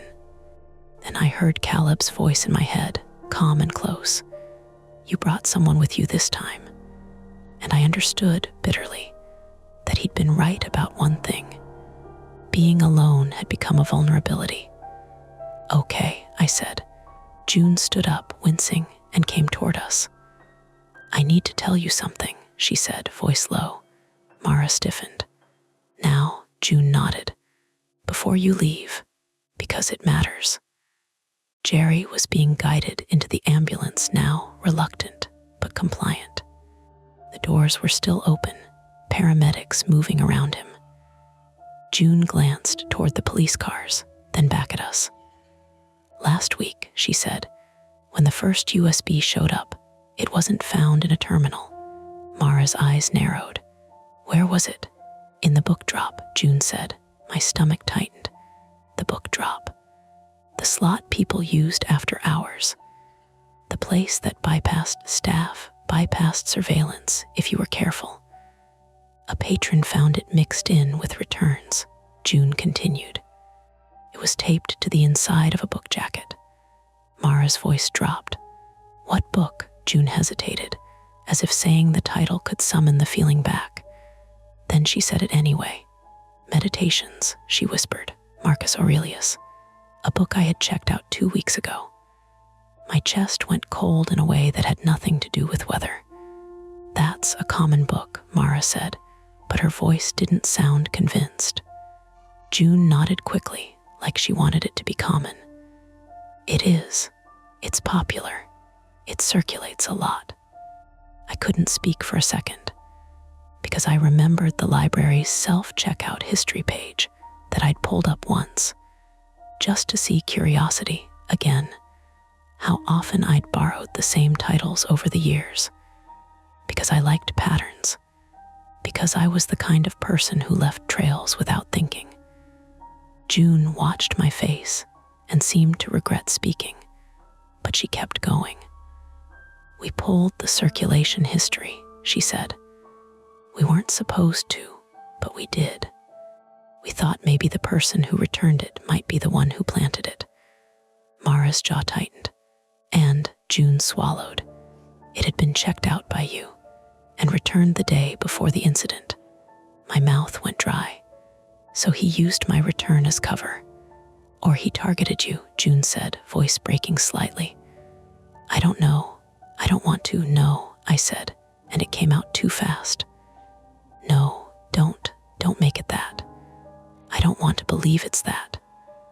But belief wasn't required for facts. The officer's questions about social media suddenly made more sense. The way Caleb had said, you typed it. Every time you log in.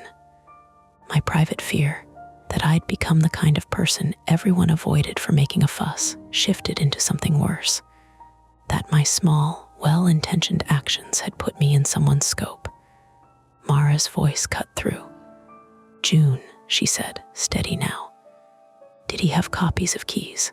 Staff codes? How did he get into the server room? June shook her head. We don't know yet. But the keypad logs, she stopped, glancing toward the building. The keypad logs are digital. If he had access, he could spoof them. Mara exhaled slowly. So we don't know what else he had access to. No, June admitted, we don't. That was the subtle thread right there. Not a monster, not a curse. Just an unsettling gap in the record. A missing piece in the system. A person who had been removed but not erased. A building full of ports and passwords and routines and blind corners. Mara squeezed my arm. We're leaving, she said gently. Now, June nodded, eyes shining.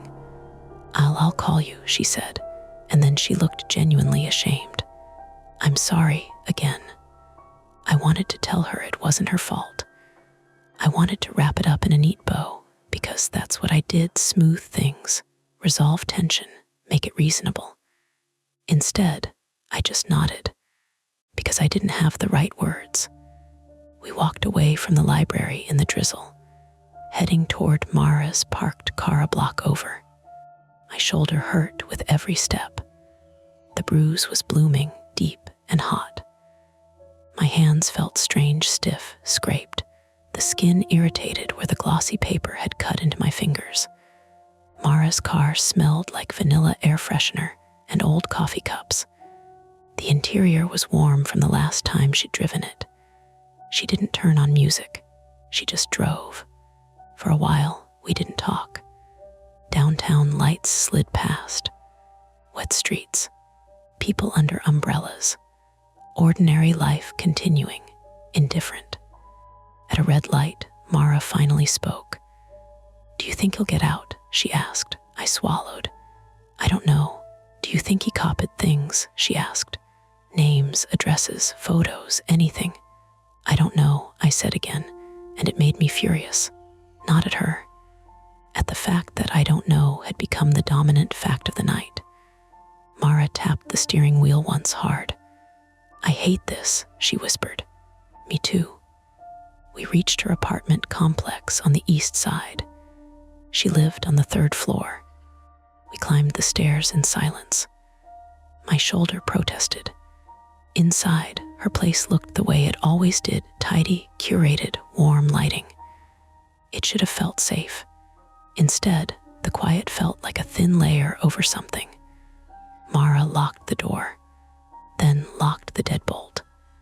Then, after a second, she slid a chair under the doorknob like we were in a motel in a bad neighborhood. She looked at me, embarrassed. I know. It's stupid. It's not, I said, because it was. She went to the kitchen and filled 2 glasses of water with shaking hands. The tap ran too long. She didn't notice. We sat on her couch, 2 glasses sweating on the coffee table, both of us staring at the dark TV screen like it might turn on by itself. I keep hearing her voice, Mara said quietly. Linda's looped plea. I didn't answer because I did too. My phone buzzed on the coffee table. I froze. Mara's eyes snapped to it. The screen lit up with a notification. Not a call, an email from an address I didn't recognize. No subject line, just an attachment. A small file. The file name, Do Not Watch Alone MP4. My breath caught. Mara's voice was a whisper. Don't. I stared at the screen. My thumb hovered, not over the attachment, over the delete button, the ordinary action, the small control. I deleted it. Then I deleted it from trash. Then I turned my phone off. A small act, not heroic, not dramatic, but it was mine. Mara exhaled shakily, as if she'd been holding her breath the whole time. Good, she said.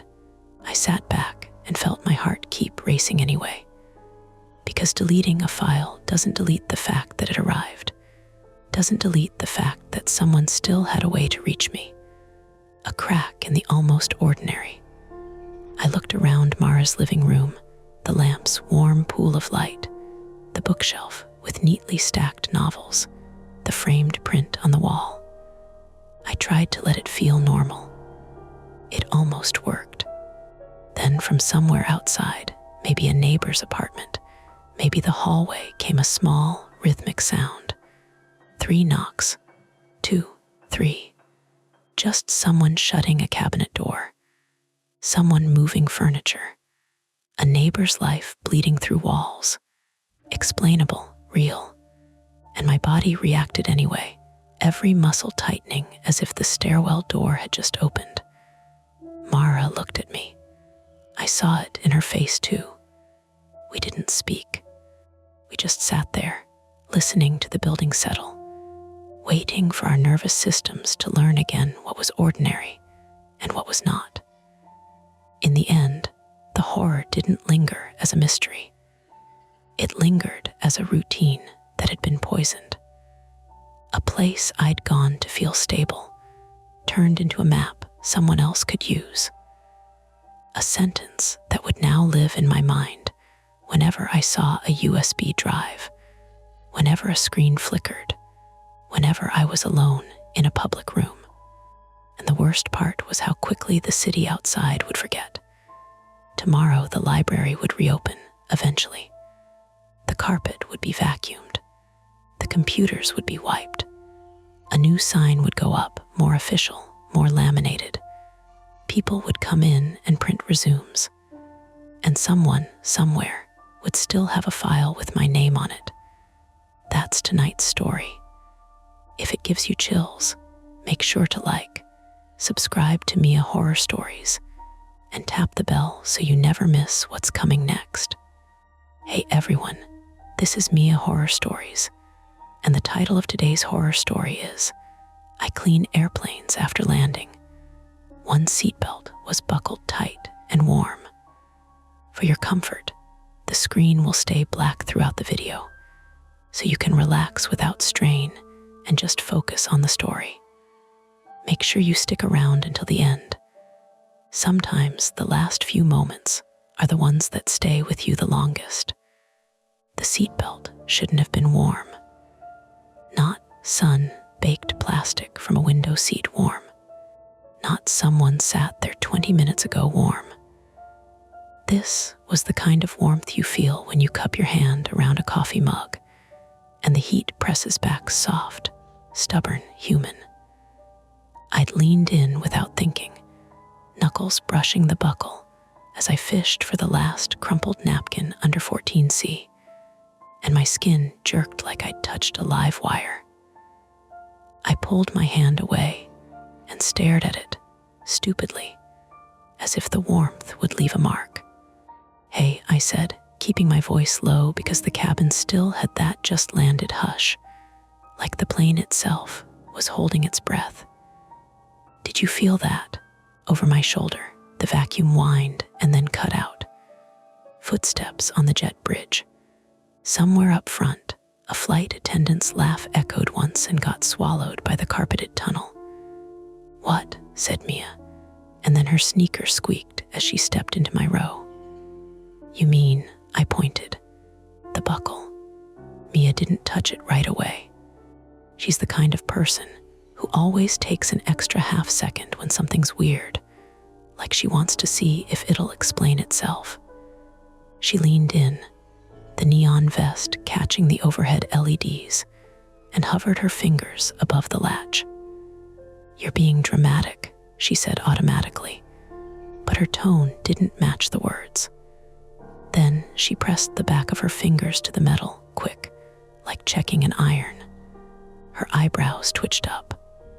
"Oh, yeah." We were mid-cabin on an Airbus A320 that had just rolled in from Chicago to Boston Logan.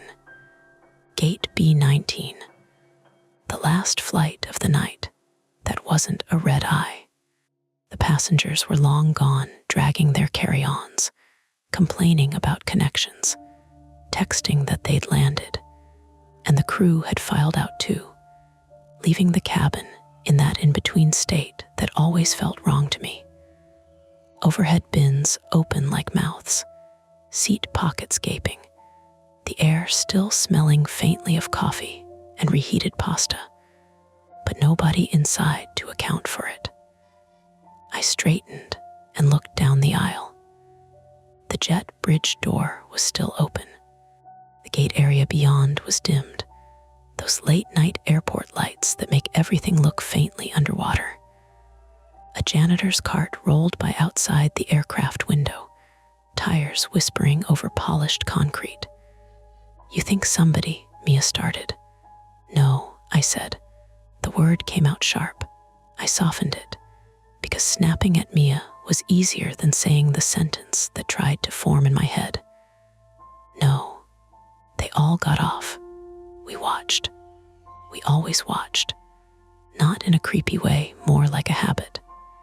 You see enough people leave behind passports and medications, and wedding rings, and stuffed animals, and you start paying attention to the flow. It's also a safety thing. You don't want to be the crew that closes an aircraft with someone still on board, passed out, or hiding, or whatever people imagine. Mia turned her head, listening. The plane's belly was quiet now, the after-landing thumps and groans replaced by the low electric hum of cabin power. The APU outside gave off that steady, distant whir, like a giant box fan. "I swear," she said, "it feels like skin." I finished. She made a face. "Don't." I looked at the seat itself. 14C middle seat. The kind no one picks unless the flight is full or you're traveling with someone you like enough to suffer for. The cushion was slightly indented. Not much. It could have been memory foam being dramatic. It could have been the way the leather held heat. Everything about it had an explanation if you worked hard enough. And still, the belt was buckled tight. Not the loose, someone clipped it to keep it from dangling kind, but cinched all the way down against the seat, as if a person had tightened it over their hips and then stayed there. "Maybe the crew buckled it," Mia said. She didn't sound convinced, but she offered it like a rope you could grab, like turbulence check or something. "They don't," I said, "and not like that." Mia's eyes flicked to the aisle. Rest of our team was up front, moving with that late shift efficiency that comes from wanting to go home and also wanting to not get written up for missing a spill. The vacuum started again, a rising, angry sound. Someone, Reuben, muttered about people leaving gum under armrests. I breathed through my nose. The air had that cold, recirculated edge it always had after a flight, mixed with a sweet chemical note from the lavatory deodorizer. Under it, faintly, there was something else.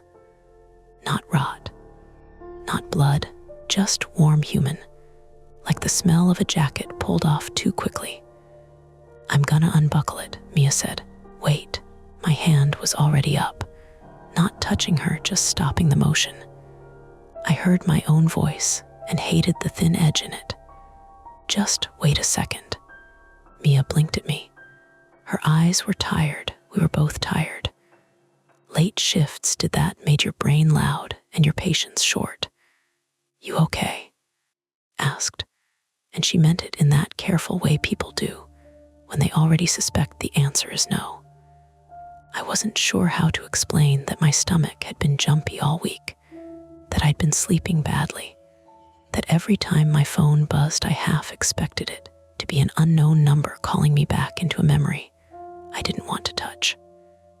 That wasn't the kind of thing you admitted on an airplane in a fluorescent vest. So I said, "It's just weird." Mia tilted her head. "Yeah, that's why I'm unbuckling it. So it's not weird anymore." She reached down and pressed the release. It didn't pop, not at first. The button depressed and stuck, like there was grit inside. Mia tried again, harder. The buckle clicked faintly, but didn't release. "Are you kidding?" she muttered. I crouched and looked closer. The metal was clean, which wasn't normal. Most buckles had scratches, tiny crumbs, a smear of soda.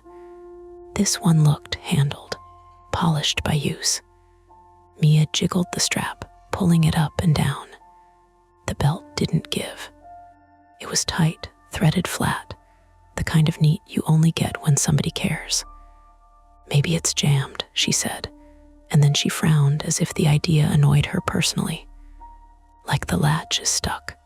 I reached toward it again despite myself. I didn't want to touch it, and I also couldn't not touch it. My fingertips brushed the strap. Warm again. Not just the metal. The webbing itself held heat. Mia's gaze snapped to my face. "Okay, that's not normal." I swallowed. My mouth tasted faintly like the cheap mints I'd been sucking on to cover the smell of cleaning solution. I could hear the vacuum up front. I could hear a muffled voice through the open cockpit door, maybe maintenance. The plane felt too still around us, like the rows were watching. "Maybe someone," Mia started and stopped. The sentence died before it got dangerous. I said, "We watched them get off." "Yeah," she said. "We did." We both sat in that for a moment, in the narrow space between explanations. Then from somewhere behind us, a phone buzzed. Not my phone, not Mia's. It was a short vibration, muffled, like it was buried under fabric. It buzzed twice and stopped. Mia and I turned our heads at the same time, scanning the row like startled animals. The sound came from the seat pocket in front of 14C, 13C's seat pocket. Actually, the one usually filled with a safety card and a stale magazine no one reads. Mia moved first. She slipped her fingers into the pocket and pulled out a smartphone with a cracked screen and a case that had been rubbed smooth at the edges. The display lit up automatically, bright against the dim cabin. A notification banner slid across. No service at the top. Then, one new voicemail. Mia stared.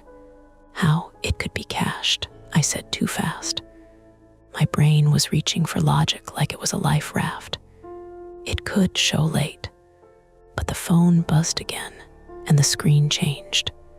Not a notification. An incoming call. Unknown number. The phone rang out loud in the cabin, tinny and rude. The kind of sound you never hear up here because everyone's silenced their devices by the time they land. It echoed off the plastic panels. It was wrong in a way that made my skin prickle. Mia looked at me as if I'd brought it with me, as if I'd done this. "It's not mine," I said. I didn't say it was. The ringing stopped. The screen went dark. Then it lit again on its own. The lock screen wallpaper was a blurry photo of someone's dog. The time read 12:18 a.m. Underneath, in small letters, Logan Airport. Mia's thumb hovered over the side button. "Do we answer?" "No," I said, immediate. Too immediate. The idea of talking to whatever was on the other end felt like stepping into a room you'd been warned about. Mia exhaled through her nose. Okay. She slid the phone into her pocket without thinking, like it was evidence, like it was something you kept close, so it couldn't disappear again. Should we tell Reuben? She asked. I glanced up the aisle. Reuben was near row 6, shoulders hunched, tugging trash bags from under seats. He was humming under his breath, a bad habit he did when he was tired. Another cleaner, Tasha, was wiping tray tables with a rag that smelled like lemon disinfectant. Their world was still normal. Ours had a buckle that wouldn't release and a phone that rang with no service. I didn't want to be the person who yells weird thing. Every time something doesn't fit, you get a reputation. You get eyed like you're dramatic. And I needed this job, needed the steady paycheck and the routine. That was the real motive for all of us, if you stripped away the jokes. Rent, bills. A job you could do without a degree as long as you showed up and moved fast. But for me, there was another layer I didn't talk about. Routine had a way of sanding down thoughts until they were dull. Routine kept me from spiraling into the private fear that sat like a pebble in my shoe, that I missed things, that I let something slide because I wanted to be easygoing, because I didn't want to make trouble, because I told myself it was probably fine. A few years ago, in a different job, probably fine had turned into a long night and a police report and a supervisor asking me why I didn't speak up sooner. So now, when something felt off, I felt it in my teeth. Mia watched my face. You're doing that thing, she said. What thing? Where you go quiet and your eyes get all, she waved a hand. Like you're counting exits. I forced a small laugh, but it didn't land. I'm just tired. We're all tired, she said. But this, she tapped the strap with one finger, like it might bite. This is weird tired. I nodded slowly. We should tell the lead. Our shift lead tonight was Dan, a man who'd been doing this long enough that he treated every problem like a math equation. Missing pillow, find it. Broken latch, tag it. Blood, call it in, wear gloves, document. He didn't scare easily, which could be comforting or infuriating depending on the situation. Mia hesitated. If we call Dan over, he's gonna make it a whole thing. Maybe it should be, I said. We stared at the buckle again. The strap lay flat, too neat, too warm.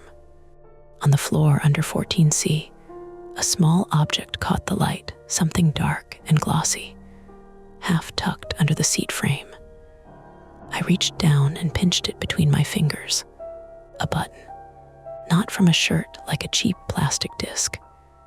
This was thick matte, with 4 holes and a faint engraved pattern on one side. It smelled faintly like cologne, the kind that tries too hard. Mia leaned close. That's not airline issue. No, I said. A thought came and went so fast, I almost missed it. If the belt was buckled tight like someone had been sitting there, and the buckle was warm, and there was a phone in the pocket, and now a button on the floor, then what else was left behind that we weren't seeing? Mia pulled out her radio from her vest and thumbed it, then stopped. She looked up the aisle again to where Dan would be finishing the forward galley checks. If we tell him, she said quietly, he'll want us to stay on board until airport ops or security comes. We'll miss the shuttle. We'll be here another hour. I know, I said. And if it's nothing, she added, not looking at me, we'll look like idiots. The vacuum cut out again. Reuben's laugh drifted down the aisle. Someone knocked a cart into the doorframe. Normal sounds. Ordinary night. But in our row, there was a warm buckle that wouldn't release, a phone with an unknown caller, and a button that didn't belong. Mia met my eyes. So what do we do? It was a choice that wasn't really about the buckle. It was about who you decided to be when you had the chance to pretend you didn't notice. I looked at the open jet bridge door, the gate lights, the empty space beyond. The fact that if we walked off right now and said nothing, the plane would be turned overnight, and whatever was wrong about 14C would get buried under the next day's mess. Or we could pull Dan in, make it official, make it inconvenient, make it real. My throat felt tight. Call him, I said. Mia's thumb hovered over the radio button, and for a beat she didn't move, like she was listening for something else in the cabin. Another buzz, another ring, another sign that we were already too late. Then she pressed the button and lifted the radio to her mouth. Dan, she said, can you come back to row 14? We found something. Dan didn't hurry. That was the first thing that made my pulse tick harder than it should have. He walked down the aisle with his clipboard tucked against his vest, pen clipped to the spiral like always, shoulders loose. Dan was 41, broad in a way that comes from lifting things for years, thinning hair combed back with careful indifference. He'd been at Logan long enough to remember when Terminal B still had carpet that swallowed sound. Nothing rattled him. That was the point of him. What'd we find? He asked, voice low, professional. Mia pointed without theatrics. Seat 14C belts buckled tight. It's warm. Dan gave her a look that said he was humoring us. Then he crouched. I watched his hand hover, then settle on the metal. He didn't flinch, but he didn't smile either. Huh, he said. Right, Mia breathed. Dan pressed the release button. It stuck. He tried again, harder, thumb whitening at the knuckle. A faint click. No release. Latch could be gummed up, he said. Happens. It's clean, I said before I could stop myself. He glanced up at me, pen already tapping the clipboard like he was preparing to categorize this. You're sure everyone deplaned? We were at the back, Mia said. Last one's off. Dan leaned closer, inspecting the buckle seam. Heat from the cabin lingers. Metal holds it. It's the strap too, I said. He looked at the webbing, then pressed his palm flat against the seat cushion, like he was checking a child's forehead. His brow creased. Okay, he said quietly. Behind us, Ruben's vacuum cut out. What's the holdup? He called, not annoyed yet, just tired. Give us a minute, Dan said without raising his voice. He stood and scanned the row, methodical. Seat pocket, tray table, under seat area. That's when Mia pulled the phone from her pocket and held it out. Found this in 13C, she said. Dan took it, thumb grazing the cracked screen. Passenger left it. It rang, I said. He paused. Just now. Unknown number, Mia added. Said no service at the top. Dan didn't react. He pressed the side button. The screen lit up, lock screen, dog wallpaper, time still 12, 8, and even though I knew it had been a few minutes since. The carrier bar flickered between one ghostly bar and nothing. Airplane mode, he muttered. Mia shook her head. It rang. As if on cue, the phone buzzed in his hand. Not a call this time. A notification banner slid down and stayed there long enough for all three of us to read it. Emergency alert. Missing person, Massachusetts State Police. The text preview cut off, but the bolded name was clear. Evan L. Mercer, 32. Last seen boarding flight 482 from Chicago to Boston. If seen, call 911 immediately. Dan didn't say anything for a full second. Then he said very softly, okay. The air in the cabin felt thinner. Flight 482, I said. That's this one. Mia's mouth parted, but no sound came out.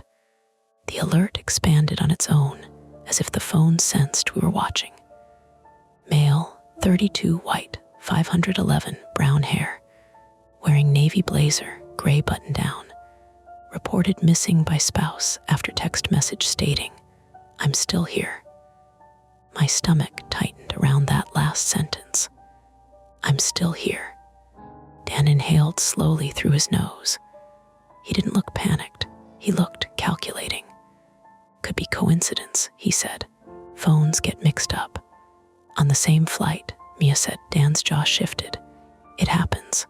The phone buzzed again. This time, a voicemail notification popped up. One new voicemail, 12:07 a.m. Dan hesitated only a second before tapping it. The speaker crackled. There was a hiss of background noise, low, steady, mechanical. Then a man's voice, strained and tight. "Hi, if anyone hears this, I'm on the plane. I think something's wrong with the door. I can't get." A metallic thud. A breath, sharp, close to the mic. "I'm still here." The voicemail cut off. No music, no automated sign-off. Just the faint whir of whatever was recording when the line died. Mia covered her mouth. Ruben was walking toward us now, vacuum trailing behind him like a stubborn dog. "Guys, what's..." Dan held up a hand. "Not yet." My brain was moving too fast, trying to line up facts like puzzle pieces that didn't want to fit. "We watched passengers leave." We did, but we didn't count them. We weren't paid to count. We weren't the gate agents scanning tickets. We were the last sweep. If someone had been in the lavatory when we started boarding our cleaning gear, no. The lav doors had been open. If someone had fallen asleep under a blanket, we checked under seats. We always did, unless they hadn't been in a seat. "Cargo hold," Mia whispered. Dan's head snapped toward her. "No, if he got stuck, passengers don't access the hold." "But crew," Dan cut her off. "We're not speculating." Ruben reached us, frowning.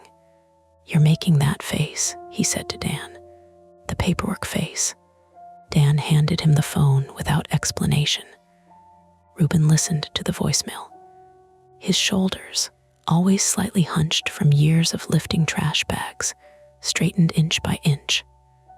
That's not a joke," he said. "No," Dan agreed. The plane creaked faintly as the external power adjusted. Outside, a tug vehicle beeped in reverse, distant and ordinary. "We call airport ops," Mia said. Dan nodded once. "And state police." He reached for his radio. Static, then dispatch. As he spoke, calm, clear, no drama, I looked back at 14C, the belt. If Evan Mercer had been sitting there, belt buckled tight, why was it still warm? And why hadn't we seen him leave? The idea that we might have walked past someone who needed help, someone who said, "I'm still here," pressed against my ribs until breathing felt mechanical. This was the private fear I didn't talk about. Missing something obvious. Choosing convenience over confrontation. Letting a detail slide because it was easier. Dan finished the call. "Ops is sending a supervisor. State police are already on site because of the alert. They'll be here in 5. 5, Mia said. "That's it." "Missing person on active flight," Dan said. "They don't wait." Ruben looked down the aisle. "Do we lock the door?" Dan nodded. "Yeah, no one on, no one off." Ruben jogged to the jet bridge and swung the aircraft door partially closed, leaving it latched but not sealed. The gate area beyond dimmed as the automatic lights adjusted. The cabin felt smaller instantly. I stepped back from the row, scanning overhead bins. "Check them," I said. Dan glanced at me. "We already did." Again. Studied my face for a beat, maybe seeing the thing Mia had named earlier, counting exits. Then he nodded. We split up without more words. Mia took the back rows. Ruben started mid-cabin. Dan and I moved forward. Overhead, bins thudded open and closed. The hinges groaned. We peered inside at jackets, at forgotten neck pillows, at empty compartments that smelled faintly of perfume and stale air. Nothing. Lav, I said. Dan headed for the rear lavatory. I took the forward one near the galley. I knocked first. It felt ridiculous, but I knocked. No answer. I slid the latch and opened the door. The smell hit me blue chemical cleaner and something else underneath. Not decay. Not yet, just dense air. The sink was dry. The toilet lid closed. No feet visible. I crouched and checked behind the door, behind the trash bin, under the small metal fold-down changing table. Nothing. Clear, Dan called from the back. Clear, I echoed. Mia rejoined us near row 14, breathing a little harder than before. Nothing. The phone buzzed again in Ruben's hand. Another voicemail. 12:11 a.m. He looked at Dan for permission. Dan gave a tight nod. Ruben hit play. The same hiss of background noise. Louder now. The man's breathing ragged. I can hear them out there, he whispered. They're cleaning. I'm banging, but no one, a series of dull thumps. Like fists against something insulated. Please, he said. I'm still here. The message ended with a scraping sound. Mia's eyes were wet now, but she blinked it away angrily. We didn't hear banging, she said. We would have heard banging, would we? The vacuum had been running, carts rolling, our own footsteps. And if someone had been banging from somewhere not obvious. Dan's radio crackled. Airport ops on approach, a voice said. State police en route from Terminal C. How long? Dan asked. 3 minutes. 3 minutes felt like a countdown. I moved back to 14C. Help me, I said to Dan. He crouched beside me. Together, we pulled at the strap, trying to see if the belt was snagged on something beneath the cushion. The metal bracket that anchored it to the seat frame was visible solid, bolted. Knife, Mia asked. Dan shook his head. We don't cut airline equipment without authorization. Authorization is 3 minutes away, she snapped. Dan met her gaze evenly. And if we cut it and it's nothing, that's on us. It was such a small thing to argue about. A strap, a rule. But under it was the bigger argument. Do we act now or wait for someone with a badge to tell us what to do? The phone vibrated again. This time it wasn't a voicemail. It was a text message preview. From unknown, I can see you. The three of us froze. Ruben looked slowly over his shoulder, as if someone might be standing in the aisle. The cabin lights hummed overhead. Is that? Mia began. The message expanded. Row 14. Hurry. My scalp prickled. This could be a prank, Dan said quickly, but his voice had lost some of its certainty. From who? I demanded. He's missing. The alert. Dan stood abruptly and scanned the ceiling panels, the air vents, the small seams along the cabin walls. Could be someone on the ground, he said. Someone who knows his phone's here. Knows it's here, Mia repeated. The jet bridge door handle rattled. All four of us jumped. A firm knock sounded against the aircraft door. Airport ops, a voice called. Open up. Dan exhaled sharply, tension breaking just enough to move. He gestured to Ruben. Get it. Ruben hurried down the aisle. As he reached the door, the phone in his hand vibrated one more time. A final message flashed before the screen dimmed. They're closing it. Ruben opened the aircraft door. 2 airport operations supervisors stepped inside in reflective jackets, followed by a Massachusetts state police trooper in dark uniform, hand resting near his belt. Behind them, the jet bridge seemed darker than before. And somewhere beneath our feet, deep in the belly of the aircraft, there was a heavy metallic thud, not loud, but deliberate, Every head in the cabin turned downward at the same time. The trooper's eyes narrowed. "What was that?" he asked. Dan swallowed. "I think," he said carefully, "we might need to check the cargo hold." Another thud. Closer this time. The trooper stepped fully inside. "Everybody off the floor," he ordered. And the plane, which had felt empty minutes ago, suddenly didn't. The trooper didn't waste time. "Who heard it?" he asked. "All of us," Dan said. His voice had that measured tone he used when he knew paperwork was coming. "Came from below, mid-cabin." Another thud rolled up through the floor panels, dull and insulated, like someone striking padded metal. The trooper, his nameplate read K. Donnelly, tilted his head, listening. His mid-30s, compact build, buzz cut, the kind of guy who'd learned to measure rooms in half seconds. He stepped into the aisle and stomped once with his heel. The echo answered from below. "Cargo," he said. Airport ops exchanged a look. One of them, a woman in her 40s with a radio clipped high on her shoulder, shook her head slightly. "The forward hold S been unloaded. Bags are off. Rear hold 2. Checked," Donnelly asked. "Ground crew clears it before we get the call to clean," Dan said. "Standard turnaround." The trooper looked at the four of us like we were part of the math now. "You got access?" he asked. Dan hesitated. "External latch, ground level on the tarmac." Another thud, louder, closer to row 14 this time. Mia flinched. "He's down there." The trooper's jaw tightened. "Or something is."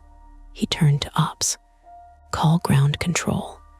Freeze any movement around this aircraft. No pushback, no cargo doors cycling." The ops supervisor was already on her radio, voice clipped and fast.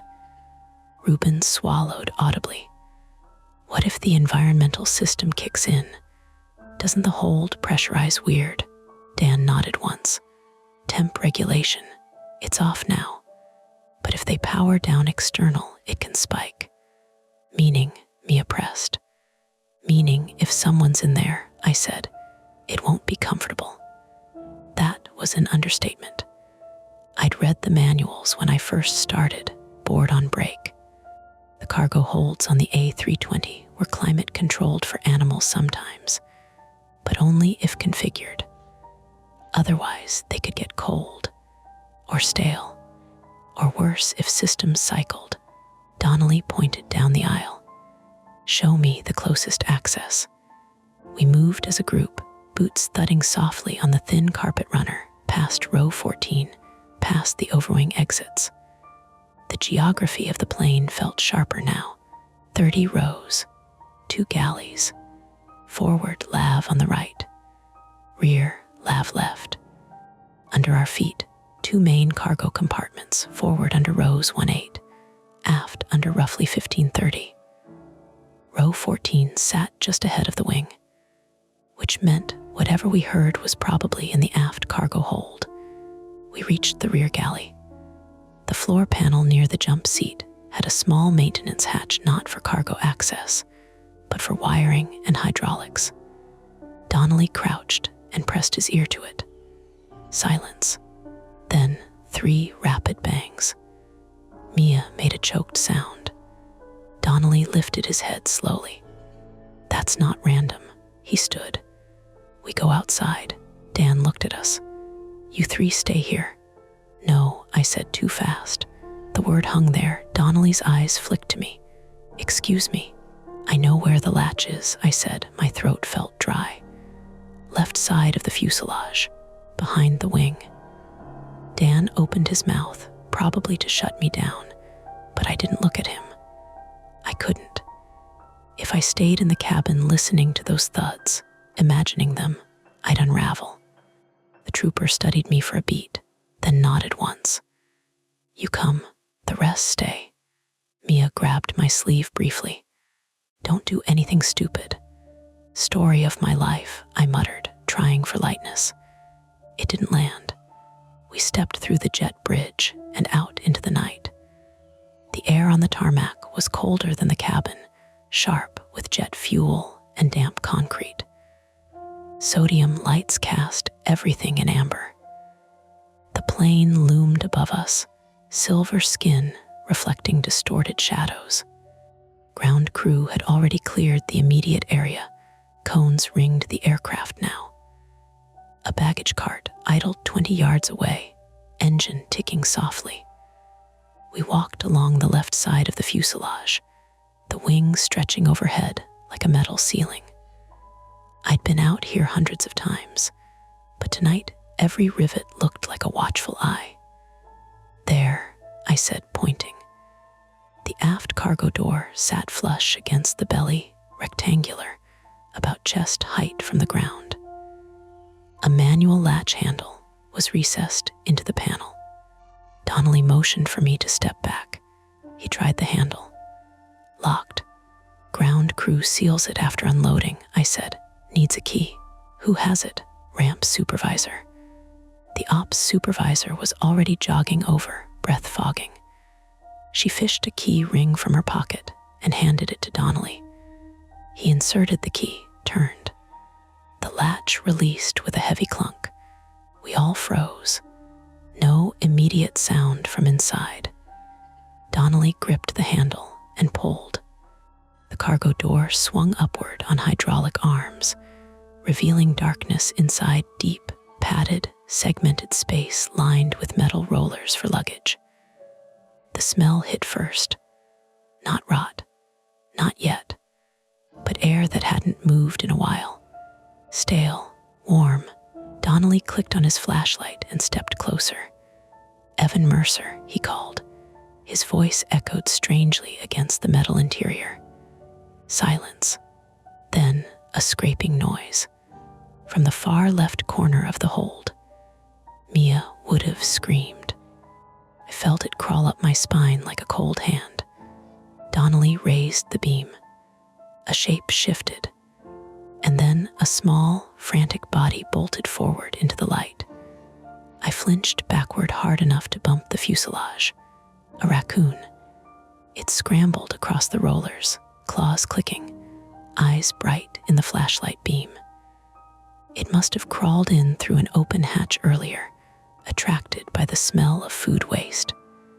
It darted toward the opening, hesitated at the drop, then leapt to the tarmac and vanished under a service vehicle. For a second, nobody said anything. Then the ops supervisor let out a shaky laugh that died halfway through. "Jesus," she breathed. Donnelly didn't laugh. He scanned the hold carefully, methodical. "That explains the movement," he said, "not the voicemails." I exhaled slowly, heart still hammering. My body felt like it had sprinted a mile. False alarm. Partial answer. New problem. "If the raccoon S in there," Dan said from the jet bridge behind us, "that means the door wasn't sealed tight earlier." The ops supervisor stiffened. "It was sealed." "Clearly not," Dan replied. Donnelly climbed halfway into the hold, boots on the rollers.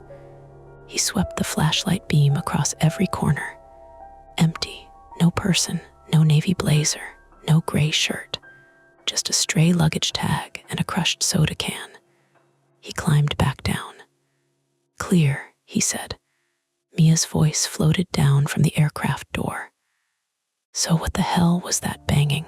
Donnelly looked up at the plane's belly. "Could have been the animal," he said. "Shifting luggage racks." "It sounded deliberate," I said. He didn't argue. The ops supervisor checked her watch. "We need to close this up. Ground control's already asking how long we're freezing the gate."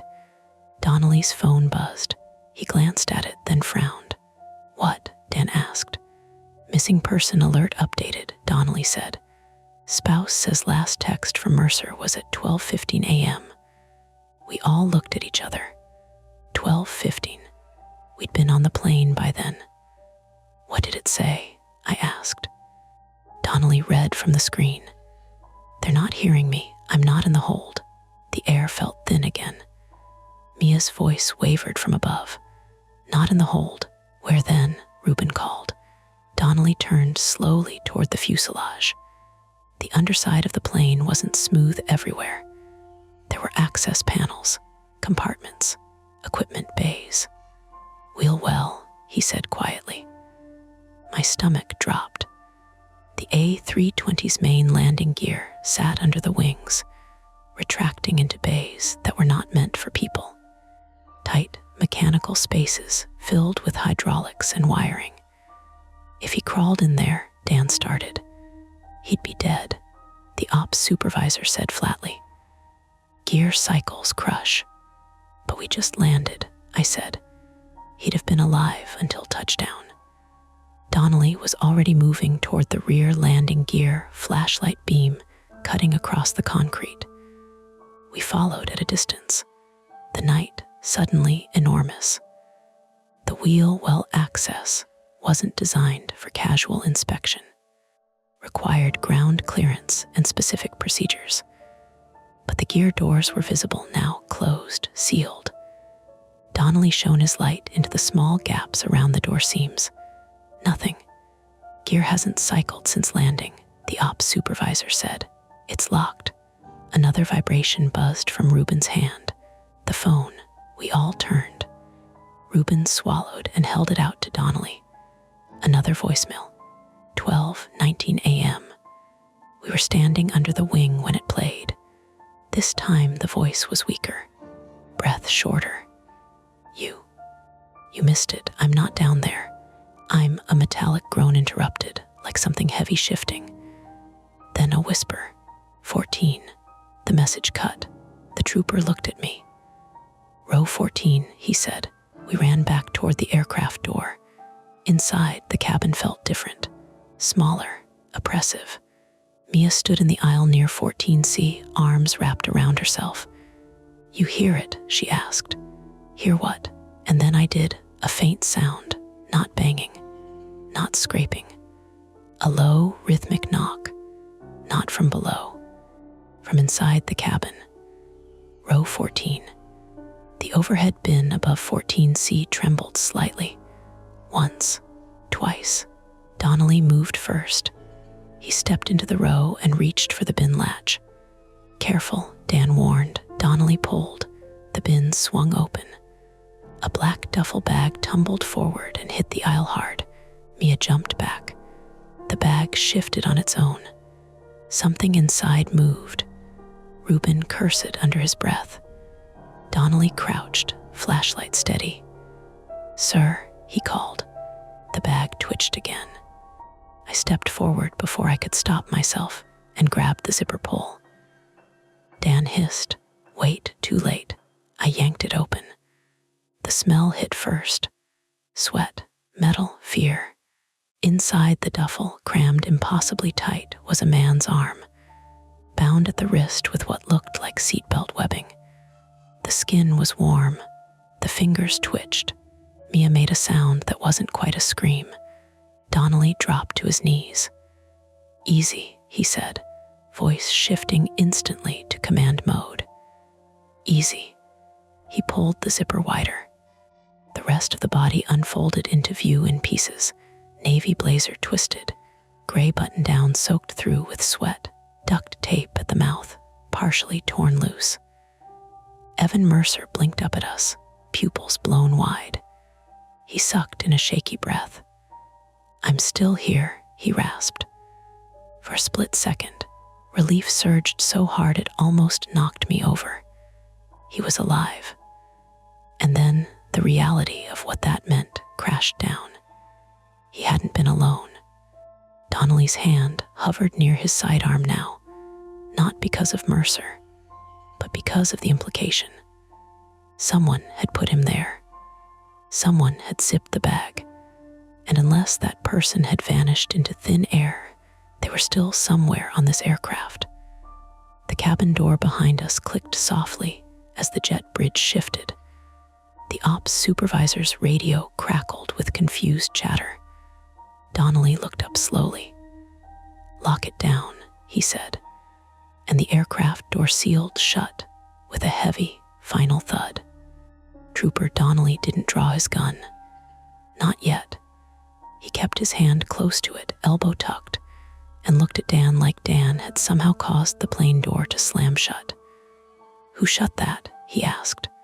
"The ops supervisor, Linda." I'd heard someone call her, stared at the latch like it had betrayed her. It didn't slam. The jet bridge shifted. Sometimes the pressure, Dan's radio squawked, then died into static.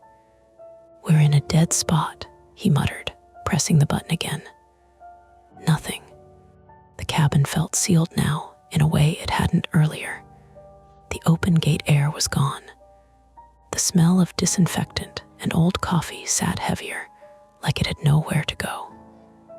Evan Mercer tried to sit up and immediately hissed through his teeth.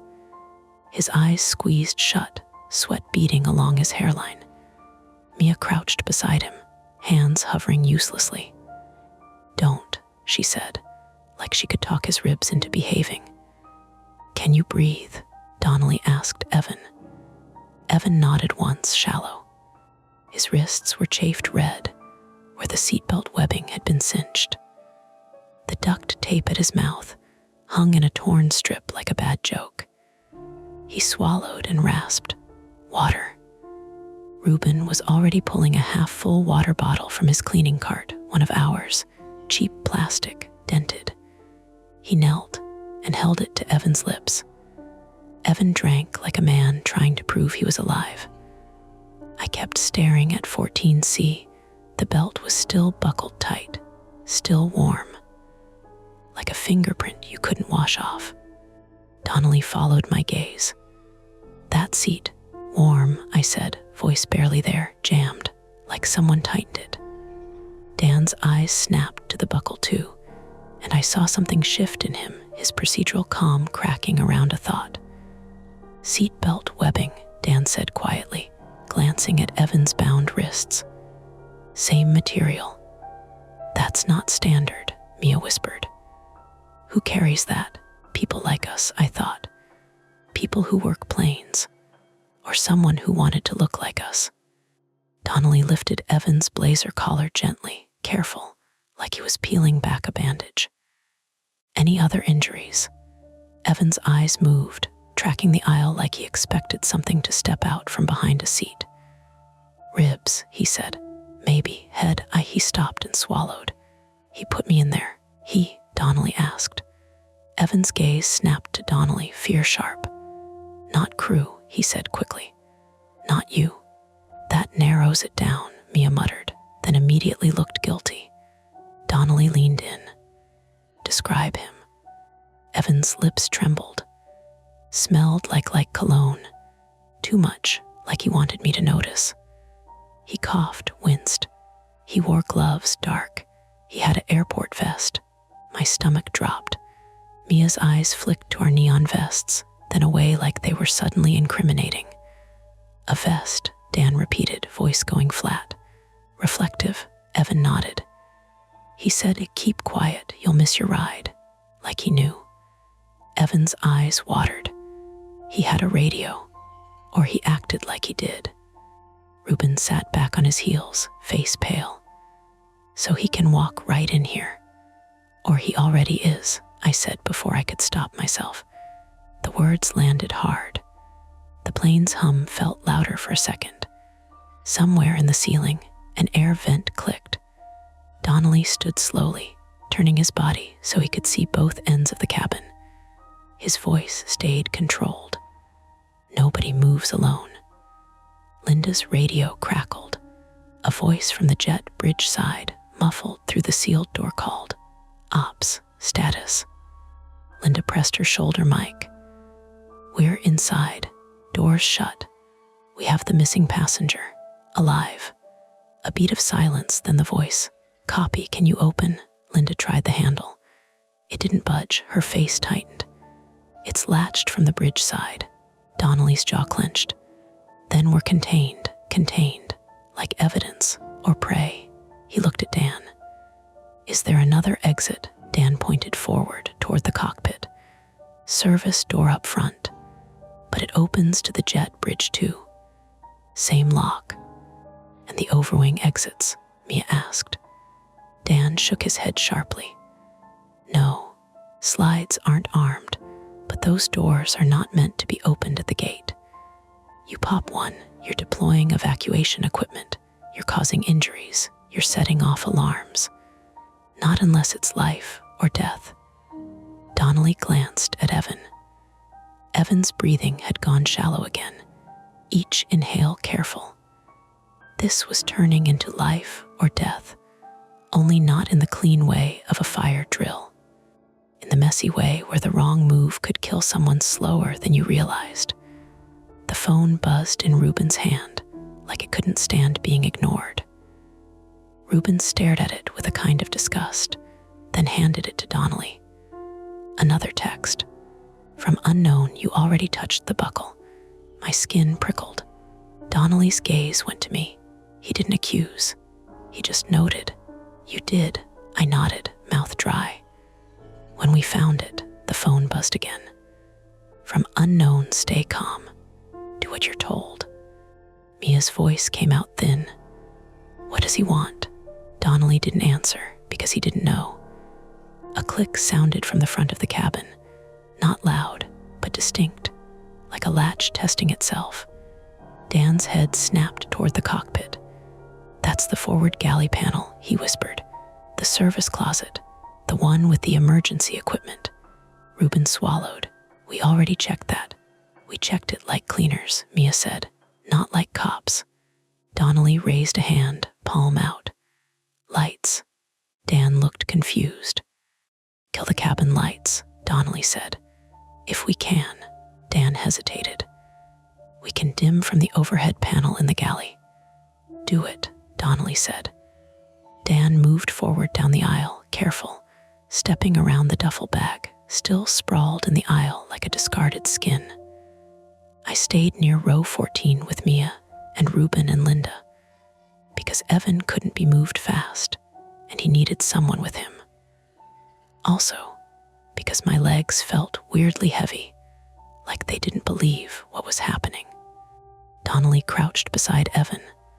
"Listen, I need you to tell me exactly what he did." Evan's eyes flicked up, trying to focus through pain. "He followed me when I got up," he whispered. "I went to the back to pee. After we landed, people were standing up. I thought I'd be faster if I went before we got to the gate." His voice cracked. "He waited in the galley, like he belonged. He told me to step aside. He had a vest, a badge thing. He said there was a seatbelt issue, and he needed to check something." My stomach twisted because I could see it. Someone in a reflective vest giving a casual instruction. Most people would obey without thinking. Evan swallowed. He pushed me into the rear galley. Not hard at first. Then he hit me. Evan's hand trembled. He said I shouldn't have texted. Donnelly went still. "Texted whom?" "My wife," Evan whispered. I told her something felt off. There was a guy in my row. He kept watching me. He asked weird questions about, like what I do for work. Evan swallowed again. "I'm in compliance for a medical supply company. I travel with documents sometimes." Ruben's face tightened. "So it's theft." "Or worse," Mia said, voice barely above breath. Donnelly's eyes stayed on Evan. "Did he take anything?" Evan nodded weakly. "My carry-on, a black roller. He said he didn't want a scene. He taped me." Then Evan's eyes filled. "He put me in the bag. He buckled me first. Tight, like," he shuddered, "like he wanted to make sure I couldn't move while he stuffed me. The buckle, the warmth. It wasn't random. It wasn't heat retention. It was a human body pressed against it not that long ago, the strap cinched tight over a living person. My hands curled into fists so hard my nails bit. Dan's voice floated from the front, dimming now. The cabin lights dropped to a low glow. Not blackout, but enough to turn the aisle into a tunnel of shadows. Airport beyond the windows became more visible, lights and vehicles sliding by like silent fish. For a few seconds, the plane felt calmer. Like if we made it dim enough, the problem might forget we were here. Then the forward galley door clicked again. And this time, the small service closet door near the forward galley swung outward, slow as a confession. A figure stepped out, reflective vest, dark hoodie underneath, gloves, a lanyard hanging at the chest with something that could have been a badge at a glance. He held a canister in one gloved hand, not a gun, not a knife, a canister. My brain flashed through possibilities too fast. Cleaning foam, fire suppressant, pepper spray, bear spray, though why would bear spray be on a plane? His face was partly hidden by a medical mask. Eyes only. And those eyes went straight to the cluster of us around row 14. He didn't look surprised. He looked irritated, like we'd complicated his night. Donnelly rose, stepping into the aisle between him and Evan, body angled to shield. "Massachusetts State Police," he said, voice calm. "Drop it. Hands where I can see them." The man's gaze flicked to Donnelly's holster, then to our vests, then to Evan, half in the aisle. He spoke through the mask, voice muffled but steady. "You opened the wrong door," he said. Mia whispered, "Oh my God." Ruben's breathing was loud in the dim. Dan stood near the forward galley, frozen mid-step, his clipboard hanging useless at his side. The man lifted the canister slightly, showing it. "Not a weapon," he said, "just something that makes people behave." Donnelly didn't flinch. "That's a weapon." The man's eyes narrowed. He took one step toward the aisle. Donnelly's hand went near his gun, still not drawn, but ready.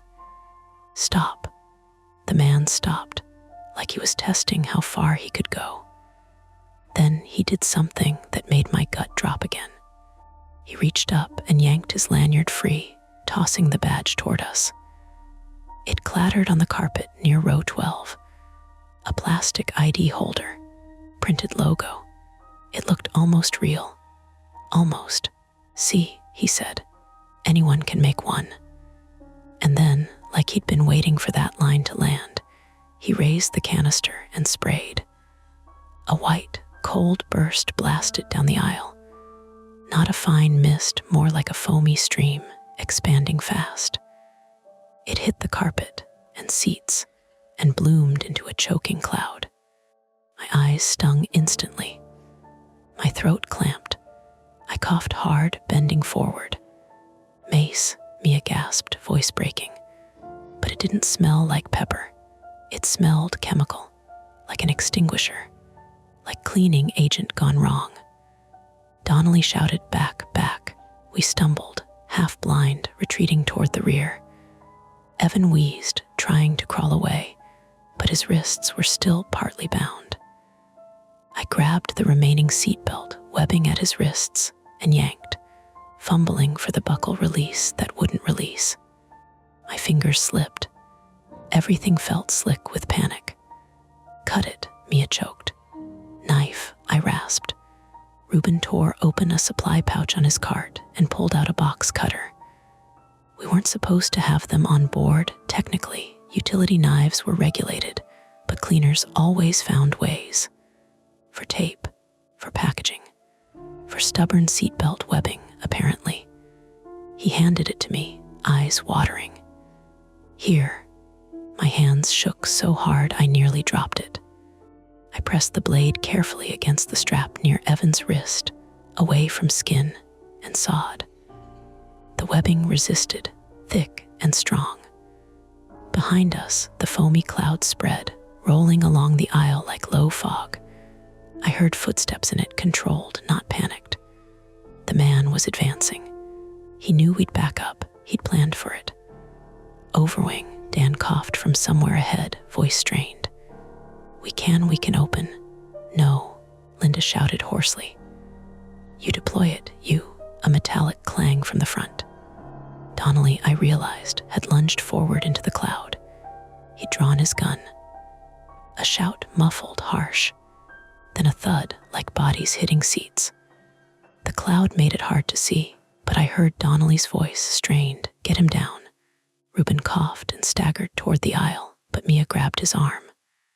"Don't, we can't leave him," Reuben croaked. I finally cut through the webbing and freed Evan's wrists. Evan sagged against the seat, breath ragged. "Can you move?" I demanded. He nodded faintly, more will than strength. Mia and I hooked our arms under his shoulders and hauled him up. His weight was dead heavy, sweat-soaked. Pain made him stiff, but adrenaline kept him upright. We shuffled backward toward the rear galley, toward the only space that felt like cover. Behind us, the struggle up front intensified. A harsh grunt. Donnelly shouted again, "Drop it." A canister clattered on the floor, rolling, tapping against seat legs. Then a sharp, wet cough, human, desperate. Donnelly's voice came again, lower now, like he was wrestling words out. "Handcuffs." Anyone, Dan, choking, stumbled forward with the plastic flex cuffs from the emergency kit, those bright white ties meant for unruly passengers, not criminals with fake badges. He dropped to his knees in the aisle, disappearing into the haze. For a moment, everything went muffled, like my ears had cotton stuffed in them. My vision tunneled. All I could think was, "Don't freeze, don't freeze, don't freeze." This was the flaw. Not fear, fear was normal. It was that old habit of going quiet and hoping someone else handled it. But there wasn't anyone else. Not really. Not without cost. I set Evan down in the rear galley corner, propped against the bulkhead, and grabbed Mia's shoulder. "Stay with him," I rasped. "What are you doing?" she wheezed, eyes red. "I have to." The words didn't come right. I forced them. "I can't miss it again." Mia stared at me like she wanted to argue, but another cough racked her, and she just nodded, furious and terrified. I stumbled forward into the haze. The foam cloud had thinned slightly, drifting toward the rear now, sucked by the cabin airflow. My eyes watered so badly I could barely see outlines, but shapes emerged. Dan on the floor, struggling with flex cuffs, Donnelly pinned low against the aisle, one knee planted, and the man vest and mask, half across two seats, twisting like a trapped animal. The man's gloved hand clawed for something near his waist. Not a gun. A small tool, metal, possibly a cutter. He swung it toward Donnelly's arm. Donnelly grunted, trying to control the wrist. "Now," Donnelly barked at Dan. Dan fumbled the flex cuffs, hands shaking. The man jerked hard, and his elbow slammed into Dan's face. Dan cried out and rolled back, blood immediately bright against his lip. He looked stunned, eyes wide and unfocused. The man surged upright, trying to bolt down the aisle toward us, toward the rear galley, where Evan was. No, not toward us. Toward the only other way off the plane. The rear service door. He knew something about it. Maybe it wasn't latched from the bridge side the way the others were. Maybe he'd planned to leave that way once he had the carry-on. He sprinted. Donnelly lunged and grabbed his vest from behind. The vest tore reflective strips, ripping like paper. The man twisted, elbowing backward. His elbow caught Donnelly's jaw. Donnelly staggered but didn't let go. They crashed into row 14. Right into 14, see the warm buckle. The jammed latch. Their bodies slammed the seat, and the belt strap, still buckled tight, snapped taut across the seat like a tripline. The man's knee hit it. His leg tangled. He went down hard, smashing his shoulder into the aisle armrest. A sharp crack. His scream was involuntary, ugly. He reached for the belt release out of instinct, trying to free the strap that trapped him. It didn't release. Jammed. Warm. A procedural failure turned into a weapon. Donnelly seized the moment. He drove the man's wrist down, pinned it to the carpet, and shouted, "Cuffs." Now, Reuben appeared behind me, eyes streaming, and shoved past with a roll of thick zip ties from the supply cart, industrial ones, meant for bundling trash bags and securing equipment. "I got these," he croaked. We dropped to the floor around the man, fingers clumsy, coughing. The man thrashed, one arm flailing, shoulder already swelling where it had cracked. He tried to kick, but his leg was caught under the belt strap like it wanted revenge. The zip ties cinched tight around his wrists. He spit into his mask, furious, and the mask slipped slightly, revealing the lower half of his face. Clean-shaven, pale, lips trembling with rage and pain, and the smell hit me even through the chemical haze. Cologne. Too much. Sharp and sweet, the button. He saw my recognition, and his eyes widened just for a second. "You don't even know what you touched," he hissed. Donnelly jammed the flex cuffs around the zip ties as backup, hands steady despite the blood at his mouth. Then Donnelly finally exhaled, long and shaky, and sat back on his heels. The man went limp in a way that was more tactical than defeated. "Ops," Donnelly rasped, turning his head slightly. "Get medics. Get a supervisor to open the doors. Now." Linda was already on her radio, voice ragged, coughing between words. Dan sat against a seat base, holding his jaw, blood on his knuckles. His eyes met mine for a second, not blaming, not forgiving, just raw. I realized my hands were trembling so hard I couldn't unclench them. Mia's voice floated from the rear galley, thin with panic. "Evan's fading. He's not doing good." I scrambled up, lungs burning, and ran to the rear. Evan's eyes were half-lidded. His breathing was shallow, a hiss at the edge of each inhale. "Hey," I said, crouching, trying to sound steady. "Stay with me, stay here." His gaze focused on my face with effort. He whispered. "I thought I'd die in there." "You didn't," I said, but my voice broke on the last word. He tried to smile and failed. You opened it." I swallowed hard. "Yeah." Outside, the jet bridge latch clanked. Voices rose, more people, more radios, the chaos of authority arriving too late to feel clean. But the emotional cost was already here. Dan's blood in the aisle, Donnelly's swollen jaw, and the way his hand shook when he holstered his gun. Evan's wrists raw, his ribs possibly broken, his eyes carrying a kind of terror that wasn't going to drain out overnight. And me, my hands still smelling faintly of cologne and chemical foam, knowing that if I'd walked off earlier, if I'd decided it was probably fine, that duffel bag would have stayed shut until morning. Your door finally opened, cold air rushing in like a slap. Medics climbed aboard with a stretcher, faces serious. More troopers followed, weapons ready, sweeping the cabin like it was no longer ours. Donnelly pointed from the aisle, voice thick. "Suspect S in 14, restrained." They moved past us, efficient, practiced. No sudden saviors, just the grinding machinery of response, arriving in fragments. As they lifted Evan onto the stretcher, he grabbed my wrist weakly. His fingers were warm. "Human. Don't let them say I wasn't here," he whispered. I swallowed and nodded. "I won't." He let go, and they carried him out.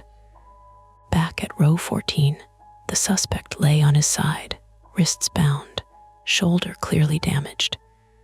He stared up at the ceiling, breathing hard through the slipped mask. The jammed seatbelt still trapped his leg. He looked at it with a kind of disbelief, like the smallest flaw in the system had chosen a side. Donnelly caught my eye as he stood, jaw swelling, blood drying at the corner of his mouth. "You did good," he said, and it wasn't praise. It was acknowledgement of the mess we were all standing in. I nodded once, because I didn't trust myself to speak. The central threat was contained. Evan was alive. The man in the vest was in cuffs, but the cabin didn't feel safe again. It felt violated, and I knew I'd hear that low knocking sound in my sleep for a long time. They walked Evan out like he was fragile glass. 2 EMTs guided the stretcher down the aisle, careful around the duffel bag, still sprawled in the carpeted lane, careful around the canister that had rolled under a seat and left a streak of chalky white foam. Evan's eyes stayed open the whole time, fixed on the ceiling panels, as if looking sideways at the plane would make it real again. When they lifted him over the threshold, the cold air from the jet bridge hit the cabin, and the foam smell finally started to thin. Mia followed until the rear galley, then stopped, hands clenched at her sides, like she didn't know where to put them anymore. Her vest was smeared with white residue across the front, and there was a faint red patch at the elbow where she'd scraped herself hauling Evan upright. Dan sat in the aisle near row 10 with his back against a seat base, head tipped forward. An EMT had already checked him, blood pressure cuff, flashlight in the eyes, the quick questions to make sure he knew his name and the year. They'd given him gauze for his lip and an ice pack for his jaw. He held it there like it was the only thing keeping his face attached. Trooper Donnelly stood by row 14, talking low to 2 other state troopers. His jaw was swelling visibly now, making his words thick. He kept one hand on the suspect's cuffs, as if the cuffs might be imaginary if he let go. The suspect lay on his side in the aisle with his wrists zip-tied and flex cuffed, shoulder pinned awkwardly, mask half off his face. He stopped fighting once the medics and more troopers filled the aircraft. Not peace calculation. His eyes tracked everyone in the cabin with flat attention, like he was memorizing routines. I tried not to meet his gaze again. Linda, the ops supervisor, kept her radio pressed to her shoulder, voice hoarse from coughing. "Yes," she said for the 3rd time, "we've secured the aircraft. No, we're not returning it to service tonight." Her eyes flicked up at the overhead bins, then down at the foam-streaked carpet. "Because there was a criminal assault on board," she added, like she was trying to convince herself as much as whoever was on the other end. Everything after that became paperwork. Not immediately, not in a neat line. It came in waves, questions, pauses, more questions, people with clipboards and badges, stepping on and off the aircraft. The cabin transformed from a place we cleaned to a place they processed. A woman in latex gloves photographed the seatbelt at 14C like it was a wound. She measured the strap length, took close-ups of the buckle face and the jammed release button. She asked me not to touch it again, as if I wanted to. Another tech bagged the button I'd found earlier, the matte one with the faint pattern. He held it by tweezers, dropped it into a clear evidence pouch, sealed it with a strip of tape and a signature. "Where exactly was it?" he asked. "Under the seat," I said and pointed. "Right there, half under the frame." He nodded, impassive, and marked it down. But his eyes flicked to my hands, to the residue under my fingernails, and for a second I felt like I was the problem, not the witness. They took my name, my date of birth, my employee ID.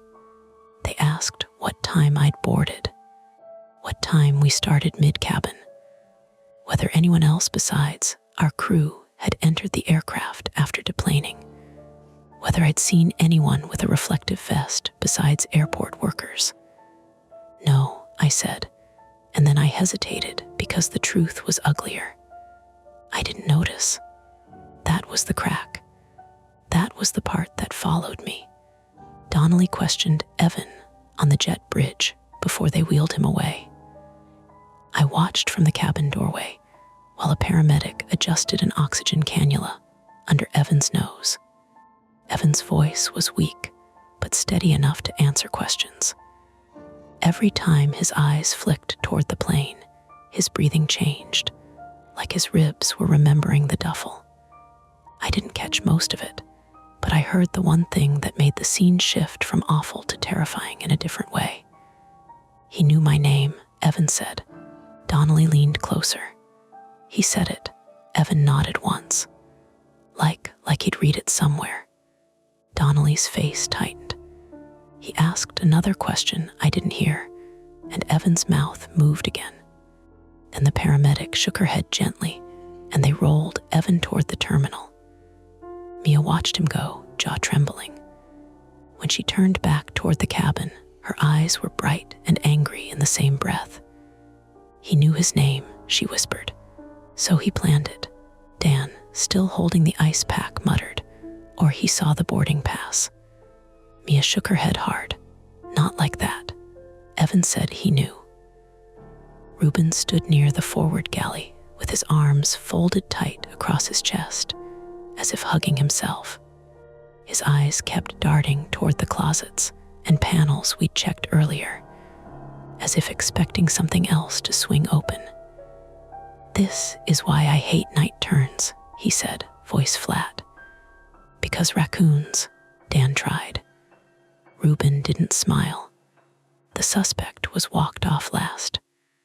2 troopers hauled him up by the elbows. His shoulder made him wince, but he didn't stumble. He moved like someone who'd already pictured this part. As they guided him down the aisle, his gaze slid over us again, me, Mia, Reuben, Dan, pausing a fraction too long on our vests, our radios, our tired faces. He spoke as he passed row 14. Not loud, not for the troopers, just enough for me. You touched it, he said, and the corner of his mouth twitched like he'd told a private joke. Donnelly shoved him forward. Keep walking. The suspect didn't resist. He just looked pleased that he'd left a line behind him. I didn't answer. I couldn't. My throat felt thick with foam dust and something worse. When they were gone, the plane felt emptier than it ever had, even with half the cabin still filled with people in uniforms. The hum of the APU outside sounded like a distant engine refusing to turn off. The evidence techs stayed for another hour. They sealed the duffel in a large plastic bag. They photographed the zipper and the interior seams, the sweat stains, the strip of duct tape still stuck to the lining. They swabbed the buckle at 14C. They asked Mia where she'd found the phone, and Reuben showed them the seat pocket in front of 14C again and again, as if repetition could make it make sense. They took the phone too. Before they did, Donnelly held it for a moment and scrolled through the lock screen notifications with his thumb. The device kept flickering between no service and a single bar, like it couldn't decide which reality it belonged to. You said it texted you, he said to me. It did, I answered. Did you reply? No. He looked at me for a long beat. Good. He didn't say why. He didn't have to, because that phone had been our rope in the dark, and ropes could be pulled from either end. Eventually, Linda told us we were done. Go, she said, voice spent. You're not cleaning this aircraft tonight. Nobody's cleaning it tonight. Dan tried to stand and winced, one hand going to his jaw. An EMT insisted he ride to the hospital for imaging. Dan refused once, then paused, then nodded on the second ask. That was Dan, stubborn until the right kind of authority arrived. Mia offered to go with him, then changed her mind midway through the sentence. I should call my sister, she said instead, as if she didn't trust herself not to fall apart unless someone else's voice anchored her. Reuben went quiet, the way he did when he was thinking about money. Do we still get paid? He asked Linda, and he looked ashamed the moment the words left his mouth. Linda didn't judge him. Yeah, she said. Yeah, you'll get paid. And HR will talk to you. HR, counseling, statements, the long tail of consequences stretching into daylight. We walked off the aircraft as a group anyway, even though nobody told us to. The jet bridge felt like a tunnel out of a fever. At the gate, the terminal was half asleep. Shops shuttered. The glossy floor reflecting the harsh overhead lights. A few passengers slept slumped in chairs, their carry-ons clutched to their chests like life vests. None of them looked up when we passed with our vests smeared white and our faces raw from coughing. Ordinary life was stubborn like that. It kept going, even when you were carrying something heavy inside you. Outside security, a state trooper took our final statements one by one. He had a tablet and a tired face. When it was my turn, he asked, "Anything else you noticed? Any details that seemed off before you found the bag?" I hesitated. This was the moment I kept replaying in my head already, the point where I could either stick to the clean facts or admit the part that made me feel stupid. I said, "The belt was warm." He nodded like he'd heard it 5 times. "And the buckle wouldn't release," I added. He looked up. "That's unusual." I thought maybe it was jammed, but it was clean. I swallowed. It didn't look like normal wear. The trooper typed, eyes on his screen. Anything else? I thought of the raccoon, the false panic, the relief that turned into a deeper dread. I thought of the suspect's cologne, sharp enough to cut through disinfectant, and the way Evan had said he knew my name. Then I thought of the texts. Stay calm. Do what you're told. They're closing it. You already touched the buckle. It wasn't supernatural. It wasn't a ghost in the metal. It was a human voice reaching through technology, manipulating timing and fear. Something about it still scraped at the back of my mind. "What?" the trooper prompted gently. "I found a button," I said. "Smelled like cologne." He nodded again, almost bored now. Logged, I waited. The question in my head pressed forward. "Did you find out how he texted?" The phone said no service.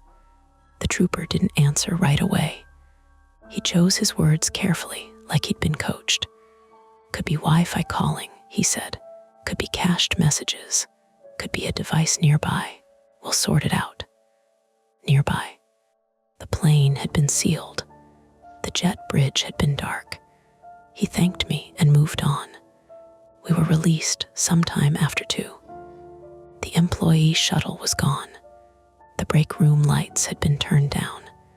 The airport at that hour had a soft, exhausted quiet, like even the machines were tired. Linda arranged a ride-share voucher for Mia and me. Reuben drove himself because he didn't want to talk. In the rideshare, Mia sat in the back seat and stared out the window at the runway lights, her knees bouncing. "You think he was alone?" she asked after a long silence. "I don't know," I said. "That's not comforting." "No," I agreed. She rubbed her eyes with the heel of her hand. "I keep thinking about how normal he looked," she said. "Reflective vest, mask, badge, like you don't question it. You move out of the way." I didn't answer because I could feel the same thoughts circling my own chest. How easy it had been to blend in. How much we relied on clothing and routine and assumptions to tell us who belonged. Mia's voice turned smaller. "He could have walked right past me in the terminal." "He probably did," I said, and immediately regretted it. She let out a shaky laugh that wasn't laughter. smelled like stale cooking oil and laundry detergent. Familiar, safe. I stood in the doorway too long, listening to nothing but the refrigerator hum and a distant car passing on the street. I washed my hands 3 times. The foam residue was gone after the first scrub. The second was habit. The third was something else. I couldn't shake the feeling that my palms still remembered the warmth of that buckle. I sat at my kitchen table and opened my phone. I had 3 missed calls from a number I didn't recognize. Probably spam. Probably. My thumb hovered over the call history, and my stomach tightened in a reflexive way that made me angry. I deleted the calls without listening to the voicemail. Then I thought of Evan whispering, "Don't let them say I wasn't here." So I opened my notes app and wrote down everything I could remember in blunt, ugly bullet points, like I was afraid memory would smooth it out into something easier. Warm buckle, jammed latch, phone buzz in seat pocket, missing person alert, I'm still here, texts, foam cloud, vest, cologne, button, row 14. When I was done, my hands stopped shaking for a moment. I went to bed and didn't sleep. Every time I closed my eyes, I saw the overhead bins swinging open, the duffel shifting, the twitch of fingers in darkness. Around 4, I got up and stood by the window. Boston was quiet in a pre-dawn way that felt like a lie. My phone buzzed once on the table behind me, just one vibration, a notification. Unknown number, one new message. My throat tightened. I turned slowly, like turning fast would make it worse. The preview showed only a few words. You missed one thing. My hand hovered over the screen, heart thudding. I didn't open it. I stared until the display dimmed. Then I slid the phone face down and backed away from it, as if distance could change what it meant. Outside, a plane passed overhead, low, roaring, routine, and the sound made my chest ache in a way I couldn't explain to anyone who hadn't been inside that cabin. Life would go on. Shifts would be posted.